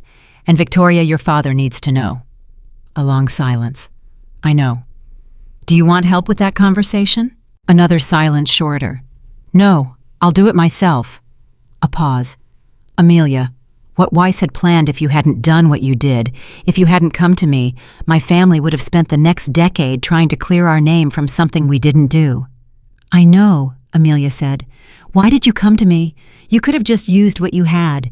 You didn't need the Hale documentation to protect yourself. Amelia thought about it for a moment. Because knowing only half the truth felt like a trap.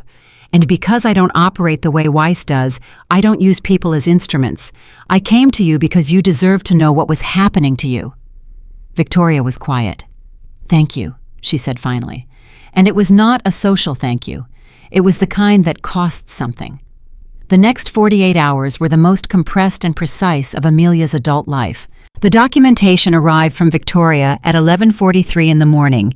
Margaret and David Park were in Margaret's conference room by 1, working through the Hale materials alongside the Carter documentation.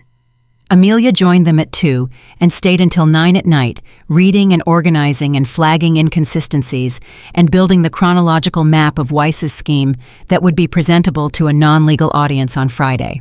David Park, who was lean and efficient and had the habit of speaking in complete rapid sentences with no wasted words, looked at her at one point across the conference table and said, "You've done this before, this kind of document analysis."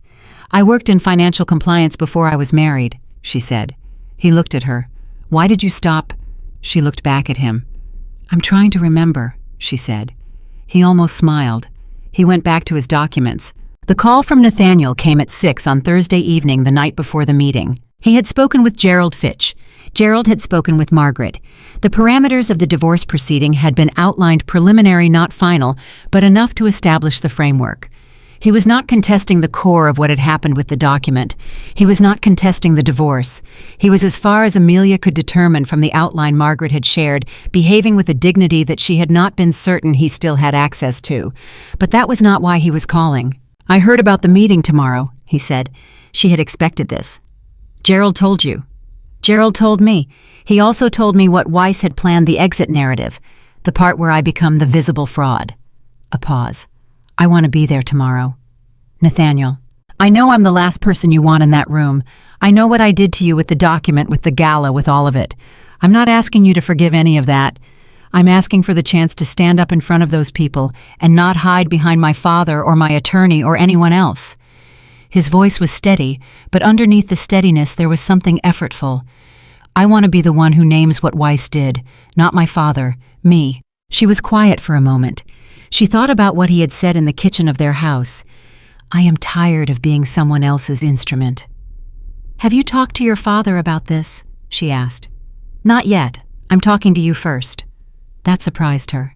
She sat with it for a moment, felt the weight of what it meant that he was asking her, not Alexander. That whatever had shifted in him in the last week was real enough to change the order in which he approached the people in his life. "I'll call Alexander," she said. "If he agrees, you can be there. But Nathaniel, if you're in that room, you have to be completely honest. Every question, every moment, no managing the optics. If there is a single moment where I see you performing rather than being real, I will ask you to leave." A pause. "I understand." "Do you?" "Yes. Simple. Undecorated. I understand." She ended the call and immediately called Alexander. I was quiet on the line for a long moment after she told him. Then, "He called you first." "Yes." Another silence. "All right," Alexander said, and his voice had something in it she had not heard before, something that had been armored away for a very long time. "He can be there." Friday morning arrived with the specific quality of a day that knows it is important. Amelia was at Margaret's office at 7:30. The documentation package was finalized, printed, and organized into 12 copies, one for each board member, one for the record, one for the file. David Park was there with his laptop and a second monitor displaying the financial timeline. Margaret was in her element, focused, precise, unhurried in the way that people are unhurried when they have done the preparation and trust it. At 8:15, Nathaniel arrived. He had not seen Amelia in person since the kitchen of the brownstone 3 nights earlier. He walked into Margaret's conference room and looked at her, and did not try to read her expression or manage the moment. He simply said, "Good morning," and she said, "Good morning." And that was the beginning and end of it. Gerald Fitch arrived behind him. He and Margaret exchanged the particular nod of two attorneys who have been doing this long enough to dispense with preamble. At 8:50 they moved. The Chicago Commerce Partnership met in a building on West Monroe, the kind of building that had been built by serious people for serious purposes, and carried that intention in its bones. The boardroom on the 9th floor held a long table with 16 chairs. By 9:15, 12 of them were filled. The 6 board members who had direct business relationships with Conrad Weiss were present.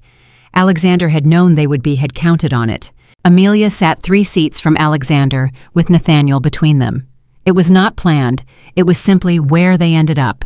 And she was aware in the moment she noticed it, that the 3 of them sitting in that configuration, the father, the son, the woman who had been between them in a different sense for 8 years, was a particular kind of statement even before anyone spoke. Alexander opened. How was precise. He was without dramatics. He laid out the documentation chronologically, the timeline of Weiss's approach to Nathaniel, the structuring of the Hartwell Capital arrangement. The document Amelia had signed, the Hale introduction, and finally the exit narrative Weiss had prepared 6 weeks before the planned collapse. He spoke for 14 minutes. No one interrupted. When he finished, he said, "I want to be clear about something before anyone asks questions. My son made decisions that were legally and ethically wrong. He is not in this room to have that obscured. He is here to speak for himself." He looked at Nathaniel. The room looked at Nathaniel. Nathaniel set his hands on the table and looked at the people around him, some of whom he had known for years, some of whom had admired him, some of whom he had done business with, and he did not look at his notes, and he did not manage his face. "I was used," he said. That's the accurate description of what happened. But I was used because I was willing to be used because I wanted something badly enough that I didn't ask the questions I should have asked. I used my wife's assets without her knowledge and without her genuine consent. That was wrong. There is no version of events where it wasn't wrong. He paused. I am not here to minimize what I did. I am here to make sure that the man who engineered all of this, who designed the deal, who manufactured the introduction to the Hale family, who wrote the collapse narrative before the collapse, does not walk away from it clean. The room was very quiet. Then one of the board members, a woman named Catherine Brooks, 60 years old, who had been in Chicago's financial community for 3 decades and had seen nearly everything, leaned forward and said, Mr. Carter, the documentation you've presented today, the Weiss exit narrative specifically, that's 6 weeks old. How did you obtain it? Alexander glanced at Amelia. She had expected this. I'll answer that, she said. Catherine Brooks looked at her. My name is Amelia Carter. I am Nathaniel Carter's wife, and I am in the process of divorcing him. She said it cleanly, without apology, without performance. I became aware of the Hartwell Capital arrangement through Alexander Carter 8 days ago. I contacted Victoria Hale independently. The documentation from the Hale side, including the exit narrative, came from Victoria's own email archives. She provided it voluntarily after I explained to her what I believed Weiss was planning. Why would you do that? Catherine Brooks asked. You're divorcing the man. You had every reason to walk away from this and let it take its course. Amelia looked at her. Because walking away was not actually an option. My financial assets were used as collateral in this arrangement. The collapse of this deal on Weiss's timeline was going to reach into my life directly. And because... She paused. She had not planned to say what she said next. It came from something underneath the strategy. Because the woman who takes off her wedding ring and walks out of a ballroom and calls herself free is not actually free if she leaves a trap sprung behind her. I did not walk away. I walked through. The room was still. Catherine Brooks sat back in her chair and looked at Amelia for a long moment. Then she looked at the documentation on the table in front of her. She picked it up. She began to read. The meeting ran for 2 hours and 40 minutes. By the end of it, 3 of the 6 board members who had direct relationships with Weiss had placed calls to their respective attorneys. One had already called Weiss directly, a fact that became apparent when 47 minutes into the meeting, Weiss sent a communication to Alexander's attorney demanding the meeting be halted. Margaret looked at the communication, set it aside, and continued. The communication had no legal force. Weiss had no standing to halt a private board meeting. His move to try had only one effect: it confirmed to everyone in the room who had not yet been fully convinced that the documentation on the table was accurate. At 12:32, the meeting concluded. People moved. Conversations happened in clusters, attorneys, speaking board members pulling out phones. Amelia stood near the window and let the room organize itself around the reality of what had just happened. Nathaniel approached her. He looked tired and stripped, and something else that she searched for a word for and settled on present. He looked more present than she had seen him look in years. You didn't have to say what you said, he said, about walking through instead of walking away. I know. You could have let the attorneys handle the whole thing. You didn't have to be in this room. I know. He looked at her. Why did you? She thought about it honestly. Because someone needed to tell the story correctly, and I was the only person in that room who wasn't protecting a business interest or a family legacy or a legal position. She looked at him steadily. I was just telling what happened. He nodded. He looked at the floor for a moment. When he looked back up, his voice was quieter. The woman I introduced as a friend of the family 2 weeks ago, he said. She just took down Conrad Weiss in front of Chicago's Commerce Partnership Board. That's not how I'd put it, she said. How would you put it? She thought about it. A woman who was told she was invisible finally decided to look at exactly what was in front of her. He was quiet. Take care of yourself, Nathaniel, she said. It was not cold. It was not warm in the way things between them used to be warm. It was real. Get the help you need, the legal help and the other kind. She walked away from him. Alexander was waiting near the door. He had watched the exchange from a distance, and he did not comment on it. He simply fell into step beside her as they moved toward the elevator. They were quiet until they stepped inside and the doors closed. Then Alexander said, You know the board is going to investigate Weiss independently now. Yes. This doesn't end with today. There will be proceedings. You may be called to give testimony. I know. Are you prepared for that? She looked at the elevator doors. Alexander, I spent 8 years making myself smaller so that a man could feel larger. I spent 8 years managing things quietly behind the scenes in a way that never left a visible record, because the credit always went somewhere else. She turned and looked at him. I am done with invisible. Whatever comes next, the testimony, the proceedings, whatever, I will stand in every room they ask me to stand in, and I will say exactly what happened, clearly, on the record. He looked at her. She could not always read Alexander Carter's face. It was too trained, too practiced, the face of a man who had spent decades in rooms where showing too much was a liability. But in the elevator, in the space of that closed and private moment, she saw something she had not seen there before. Pride. Not possession. Not the satisfied pride of a man who has used someone effectively. Something purer and more uncomfortable than that.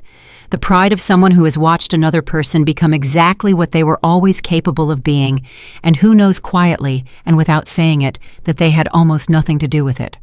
I know, he said, and the simplicity of it carried everything. The elevator opened. They walked out.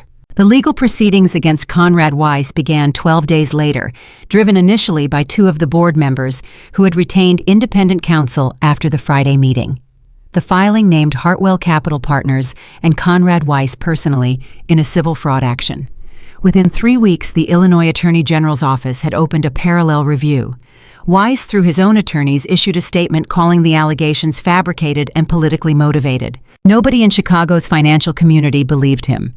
The documentation was too clean, too precise, too complete. It told a story with no gaps, because the people who had assembled it had been meticulous, and because the key pieces had come from multiple independent sources that could not have been coordinated in advance. Margaret called Amelia on the morning the AG's office announced its review and said simply, "You built something airtight, Amelia. I want you to know that." Amelia was in her rental apartment drinking coffee, looking at the lake. "We built it," she said. "You found Victoria. You understood what the exit narrative meant before David or I did. You were in that room on Friday, not because Alexander needed you, but because you knew the story needed a real person in it and not just attorneys." Margaret paused. "I've been practicing law for 32 years. I have worked with a lot of people in the middle of the worst moments of their lives. I want to tell you something, and I want you to hear it." "All right. You are one of the strongest people I have ever worked with.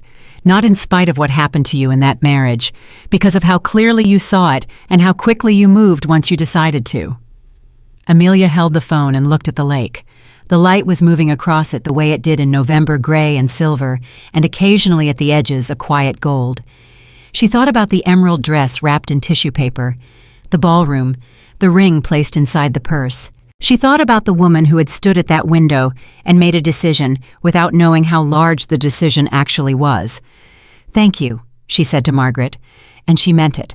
And then she said, "I want to talk to you about something else, not the legal proceedings, something I've been thinking about for the last week."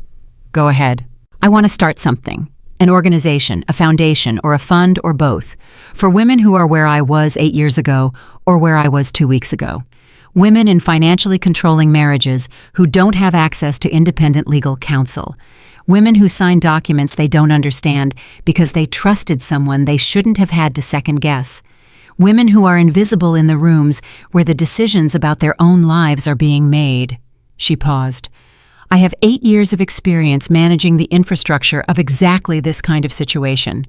I know what the documents look like. I know what the language looks like. I know where the gaps are that people fall through." Another pause. "I want to use it." Margaret was quiet for a moment. Then, "When do you want to start?" Amelia set down her coffee cup. "Now," she said.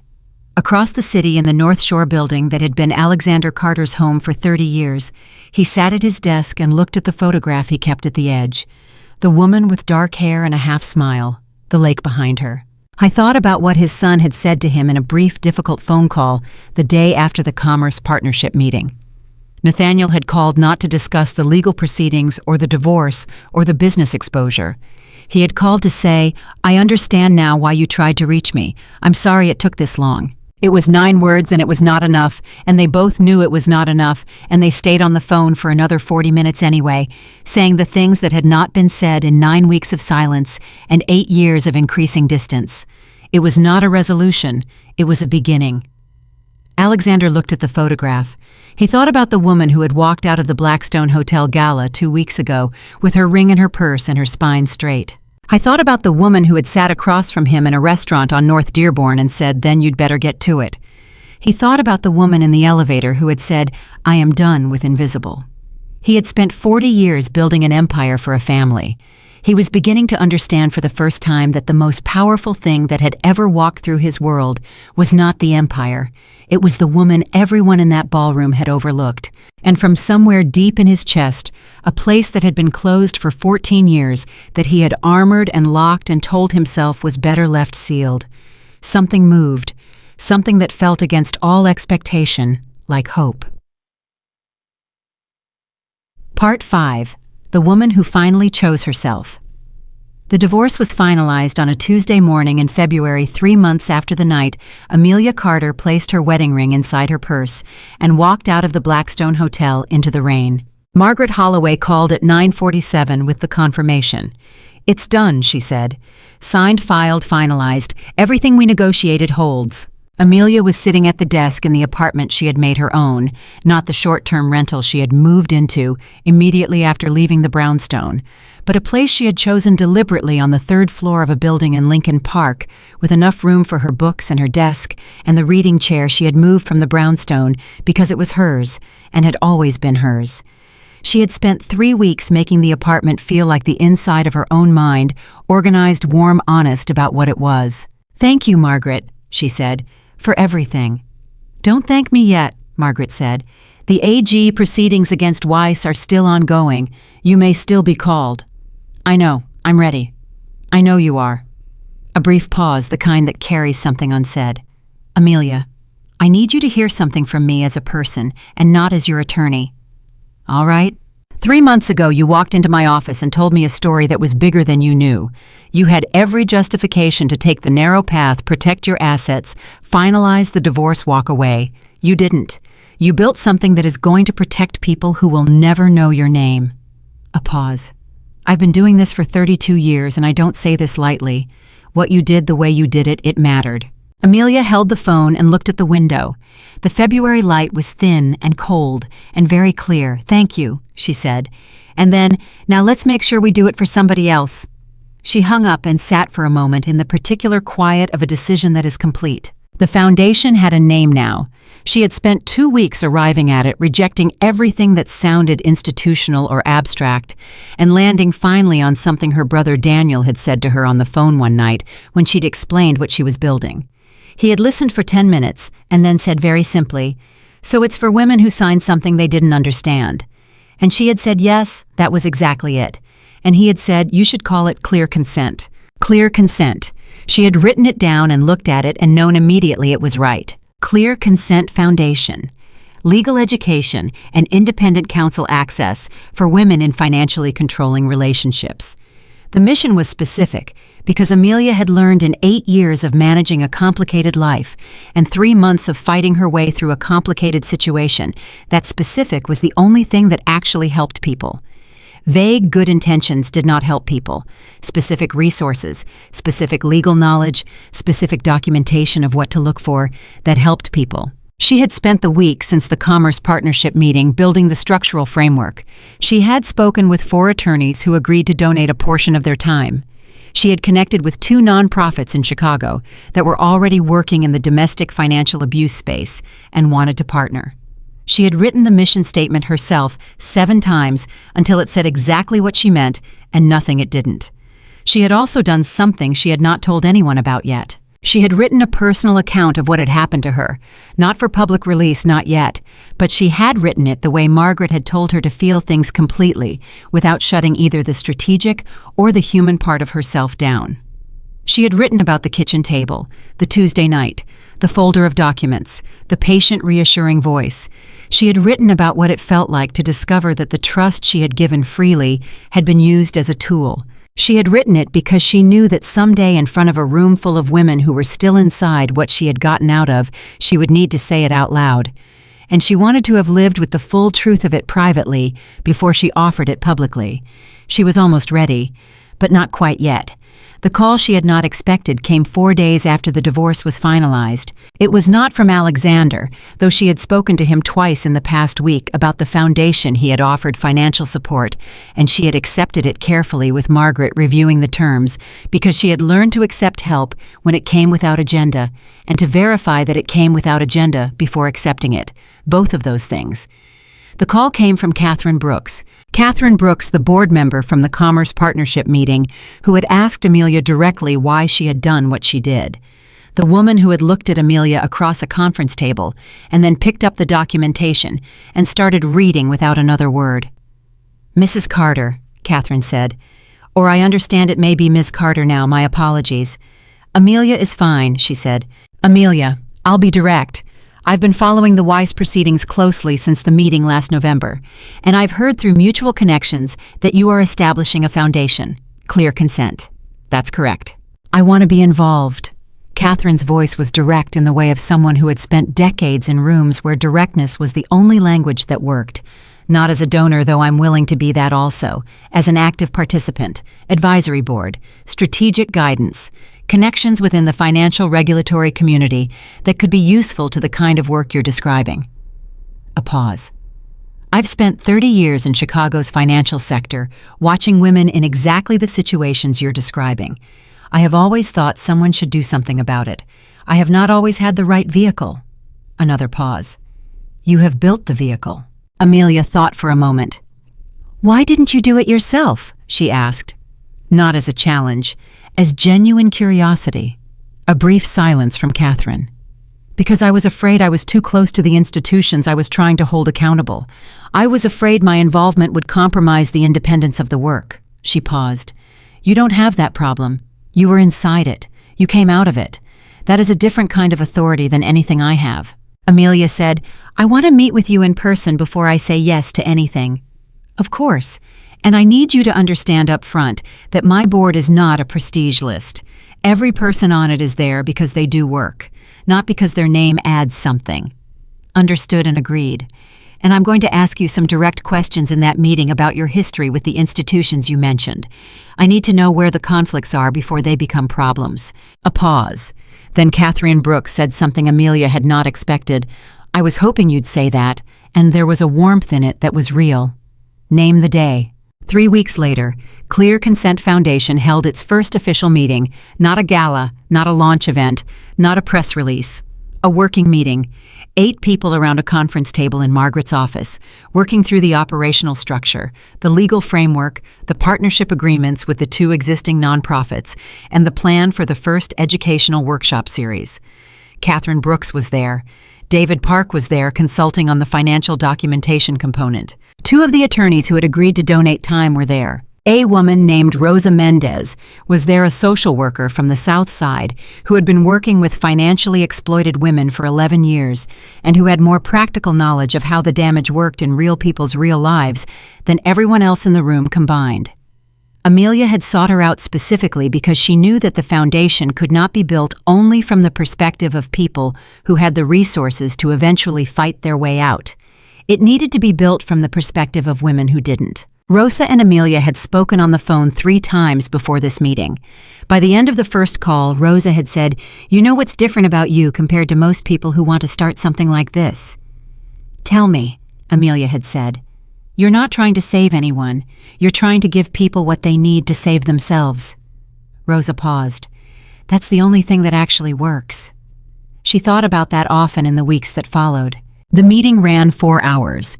It was productive in the way that honest, prepared work is productive, not glamorous, not easy, but moving steadily towards something real. Afterward, as people gathered their things, Catherine Brooks stopped beside Amelia.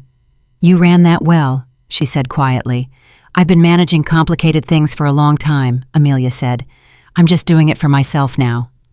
It was the first time she had said it out loud quite that way, and the truth of it moved through her. For herself, not behind someone else, not in the shadows of someone else's career or reputation or ambition. For herself and for the work and for the women Rosa Mendez spent her days trying to reach. The conversation with Alexander Carter that had been building since November finally happened on a Saturday afternoon in March. Not a business meeting, not a strategic discussion. He called and asked if she would be willing to have coffee. The plain, ordinary kind of coffee that two people have when the business has been concluded, and what remains is simply the question of whether they know each other. She said yes. They met at the same restaurant on North Dearborn, where they had met the morning after the gala. She had wondered when he suggested it if that was deliberate. She decided it was. Alexander Carter was not a man who made choices without intention. They sat in the same booth. He ordered the same coffee. And for the first 20 minutes, they talked about nothing that was in any way connected to Conrad Weiss, or Nathaniel, or the gala, or the law. He asked about the foundation, and she told him about Rosa Mendez and the workshop series, and Catherine Brooks's regulatory connections. He listened the way he always listened, completely without filling silence prematurely, and he asked questions that told her he had understood what she was building, and was curious about the specifics of how she intended to build it. And then there was a pause that was different from the other pauses. "Can I ask you something?" Amelia said. "Yes." "The photograph on your desk, the woman by the lake, that's Nathaniel's mother." It was not a question, but he answered it as one. "Yes, Eleanor."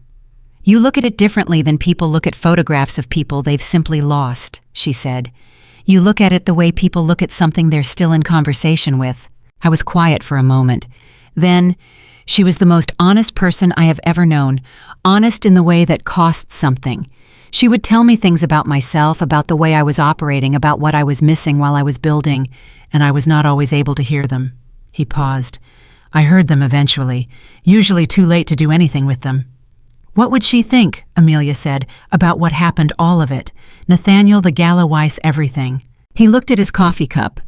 "She would think that it took too long," he said. "And she would be right." He looked up. "She would also, I think she would like you very much." Amelia held that. "I'm not Eleanor," she said, gently but clearly. "No," he said, "you're not." And there was something in the way he said it, specific, grounded, looking at her, and not at a memory that told her he knew the difference. "You are entirely yourself. That is not a small thing." They stayed for another hour. They talked about Chicago, the parts of the city that both of them loved, and for different reasons. He had grown up on the South Side in circumstances considerably less comfortable than his current ones, and had built his way north and west over decades, and there were parts of that geography that still meant something specific to him. She had grown up in Evanston and come to Chicago for college and never left, and she had her own map of the city, the streets and neighborhoods that had formed her. They found in comparing those maps more overlap than either of them had expected. When she left the restaurant, he walked her to the door. Outside on North Dearborn, she turned to say goodbye, and he was looking at her with an expression she had learned by now to read, the one that was the absence of performance. "Amelia," he said, "I would like to do this again, not for any reason connected to the foundation or the proceedings or the family, simply because—" He paused. He was choosing words the way she had noticed him choose words that first morning, precisely with the awareness that imprecision caused damage. "Because I find that I am a better version of myself in a conversation with you than I am in most other situations, and I have spent too many years in the other situations." She looked at him. She did not say yes immediately. She thought about what she was. 3 months out of a marriage, building something from the beginning, carrying grief and clarity and anger and relief and hope, all in the same body at the same time, the way Margaret had told her to carry the things that felt contradictory. She thought about what he was. A man who had armored himself for decades, a man who had watched by his own admission and not spoken when he should have spoken, a man with 14 years of grief locked behind the face he showed the world, and a son he was slowly, carefully learning to speak to again. 2 complicated, wounded, honest people standing on a sidewalk in March with the lake wind moving through the street. "I think that could be allowed," she said, and the smallest thing happened on his face. Something that had not been there before, something that arrived the way spring arrives in Chicago, quietly, almost imperceptibly after a winter that went on long enough that you stopped expecting it. She walked to her car. She did not look back this time, as she had not looked back in November when she walked out of the Blackstone Hotel. But this time, not looking back did not mean leaving something behind. It meant carrying it forward. The Weiss proceedings moved through the spring. In April, the Illinois Attorney General's office filed criminal charges, wire fraud, financial fraud, and conspiracy. The charges named Conrad Weiss personally and 2 associates within Hartwell Capital Partners. The documentation that formed the spine of the prosecution included prominently the exit narrative Weiss had prepared 6 weeks before the planned collapse, the one Victoria Hale had found in her email archives on a sleepless night in November, the one Amelia had understood immediately for what it was. Amelia was called to give a deposition in April. She sat across from the assistant AG and her own attorney and a court reporter, and she told what happened, clearly, completely, on the record. She had said she would stand in every room they asked her to stand in and say exactly what had happened, and she did. When the deposition concluded, the assistant AG, a woman in her late 30s named Patricia Ewan, who had the particular quality of quiet intensity that good prosecutors develop, looked at Amelia and said, "You're the reason this case holds together. I want you to know that." "A lot of people built this case," Amelia said. "Yes, but you decided that it needed to be built." Patricia paused. "That's not nothing. That's everything." Nathaniel gave his own deposition 2 weeks later. She heard about it from Margaret, who heard about it from Gerald Fitch. Nathaniel had been by every account completely cooperative and completely honest. He had named names, described dates and conversations, and not once attempted to minimize his own role in the events. Gerald Fitch, who was not a man given to sentimentality, had told Margaret, "He walked into that room carrying everything, and he set it all down. I've had clients in far better positions do far worse." Amelia, when she heard that, felt something she had not expected. She felt proud of him, not in the way she had been proud of him in the early years of the marriage, the pride that was adjacent to reflection, the kind that said something about her by proxy. This was different. This was the pride of someone who has watched another person do a hard thing badly needed and knows it cost them. She did not tell him. They communicated occasionally through attorneys and once directly briefly about a practical matter related to the brownstone which was being sold. The conversation was civil and careful and not warm in the way things between them had once been warm. But it was honest. And honest, she had decided, was enough. The brownstone sold in May. She did not go to the closing. Margaret handled it.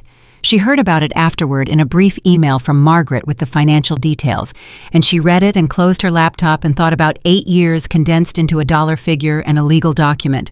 And she let herself feel the particular sadness of that, the real sadness, the kind that is not about the person who hurt you, but about the years and the hope and the version of yourself who believed differently. She felt it. And then she got up and went to the foundation office, a small space in a building in Wicker Park that Rosa Mendez had found and that Catherine Brooks had helped negotiate, and she sat down with Rosa and 2 of the workshop facilitators, and they worked for 3 hours on the curriculum for the first educational series. She brought the sadness with her. She did not leave it at the door. She had stopped leaving things at doors.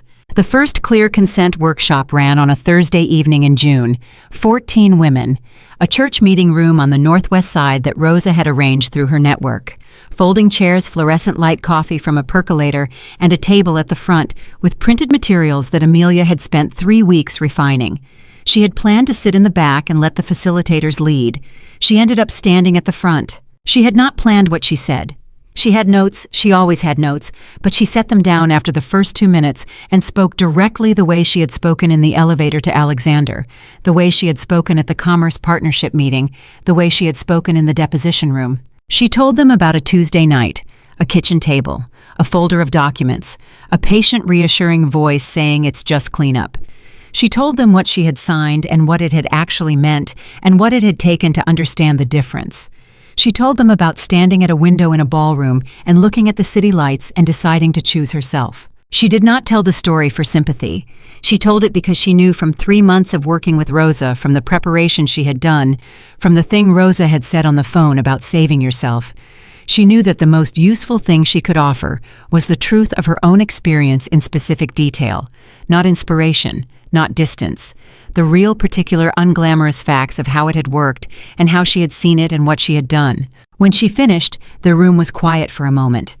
Then a woman in the 3rd row, middle-aged, dark-haired, wearing a coat she had not taken off despite the warmth of the room, the coat of someone who has not yet decided if they're staying, said, "The document you signed.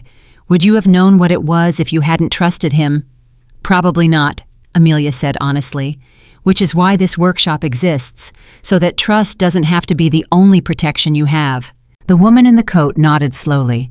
After the workshop, she stayed. She stayed until the chairs were being folded up and the coffee was cold and the other women had gone. She came up to Amelia and said quietly, her name was Karen. She said she had a meeting scheduled for next week, her husband's attorney. Something about refinancing the house, documents she needed to sign. "Can I bring them here?" Karen asked. "Before I sign, can someone look at them?" "Yes," Amelia said. "That is exactly what this is here for." Karen looked at her for a moment. She looked like she was about to say something, and then was not sure she could. "It's okay," Amelia said. "Take your time." "I didn't think anyone would understand," Karen said. "What it's like to be in it. How you can know something is wrong and still not be able to say it." "I know," Amelia said. "I know exactly what that is." Karen's eyes filled. She did not let the tears fall, the same controlled composure that Amelia recognized from the inside. The composure of a woman who has been performing fine for a very long time. "You're going to be okay," Amelia said, not as a platitude, as information. "Not tomorrow, not next week, but you're going to be." Karen nodded. She pulled her coat tighter. She left. Rosa came to stand beside Amelia, and they both watched the last of the lights go off in the main room. "First one," Rosa said. "First one," Amelia agreed. "How many of those women do you think are going home to exactly what you described tonight?" Amelia thought about the 14 women, the coats that didn't come off, the specific quality of attention, the too still, too careful attention of people who have learned to listen for danger in a room where they should feel safe. "Most of them," she said. "Yes," Rosa said. "Most of them." She paused. "And one of them is coming back next Thursday to have her documents reviewed." "Yes," Amelia said. "One of them is." That was the beginning. In September, 10 months after the night of the Blackstone Gala, Amelia received an invitation, the Blackstone Charity Gala. Annual, same ballroom, same Chicago families, same sparkling event in the same grand space where 10 months ago she had stood at a window and made a decision. She almost didn't go. She went. She wore a different dress.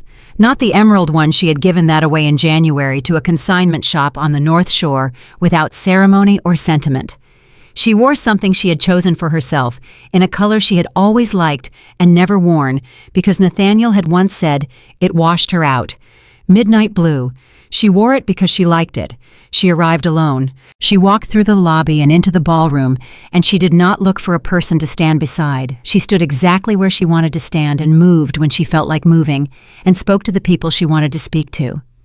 Catherine Brooks found her within 20 minutes and introduced her to 4 people who were interested in the foundation's work.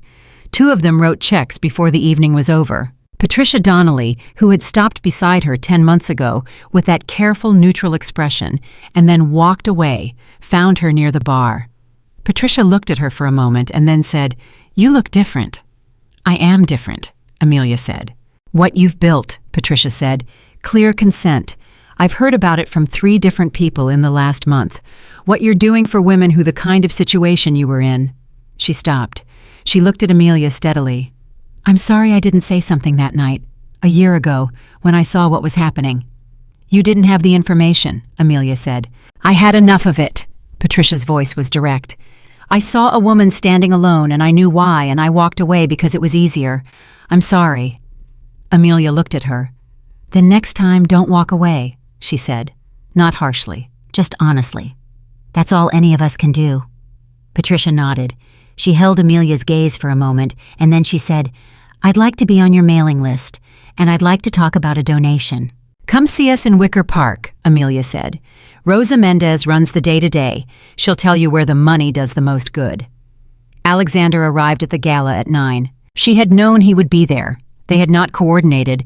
They had been deliberately careful about that, about maintaining the separateness of their public presences while the proceedings were ongoing and while the foundation was being established, because the appearance of coordination between the former daughter-in-law and the powerful father-in-law was a story that would obscure the work. They had talked about it plainly and they had agreed. But he was there and she saw him across the room, and their eyes met for a moment over the heads of the crowd. He lifted his glass slightly, the smallest acknowledgement. She returned it, and then they moved separately through the room. Two people who had become against all expectation and through some of the most difficult months of both of their lives, something neither of them had a clean word for. Not family, that word was too tangled in what had come before. Not business partners, though the foundation carried his support among others. Not yet, whatever they might be becoming. Something real, something specific, something that belonged to them and not to the story that other people would want to tell about them. At 10:30, she stood near the tall windows overlooking downtown Chicago. The same windows. 10 months ago, she had stood here and watched the city lights blur through the rain and felt her marriage ending. She had stood here and felt invisible and chose in the privacy of that invisibility to become someone who could not be overlooked. Now she stood here and looked at the same city, same lights, same streets, same Chicago spreading out below, and what she felt was something that required no performance and no audience.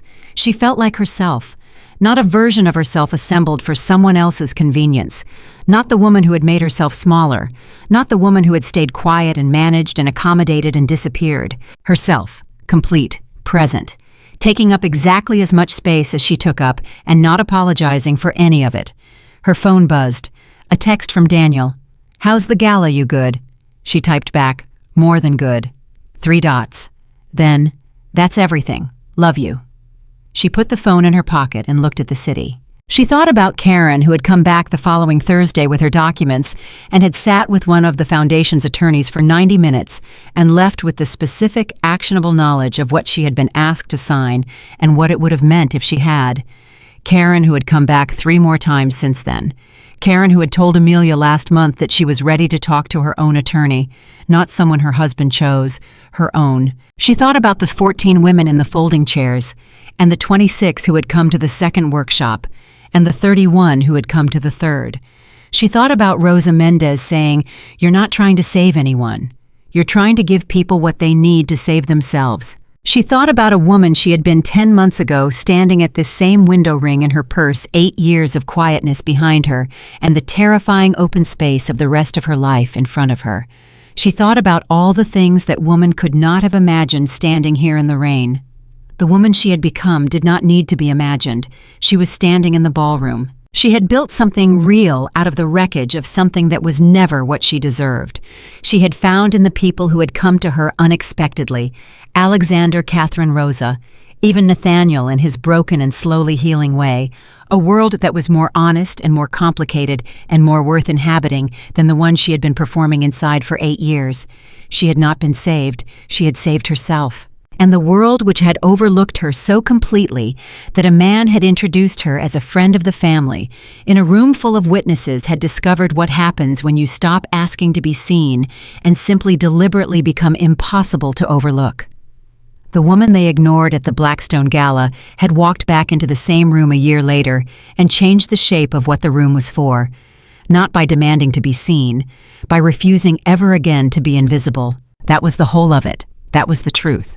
And it required no gala, no ballroom, no city of powerful people to confirm it, because Amelia Carter had confirmed it herself, standing at a window 10 months ago, with a ring in her purse and a decision in her chest, and the courage to walk alone into the rest of her life. She had chosen herself, and that had made all the difference.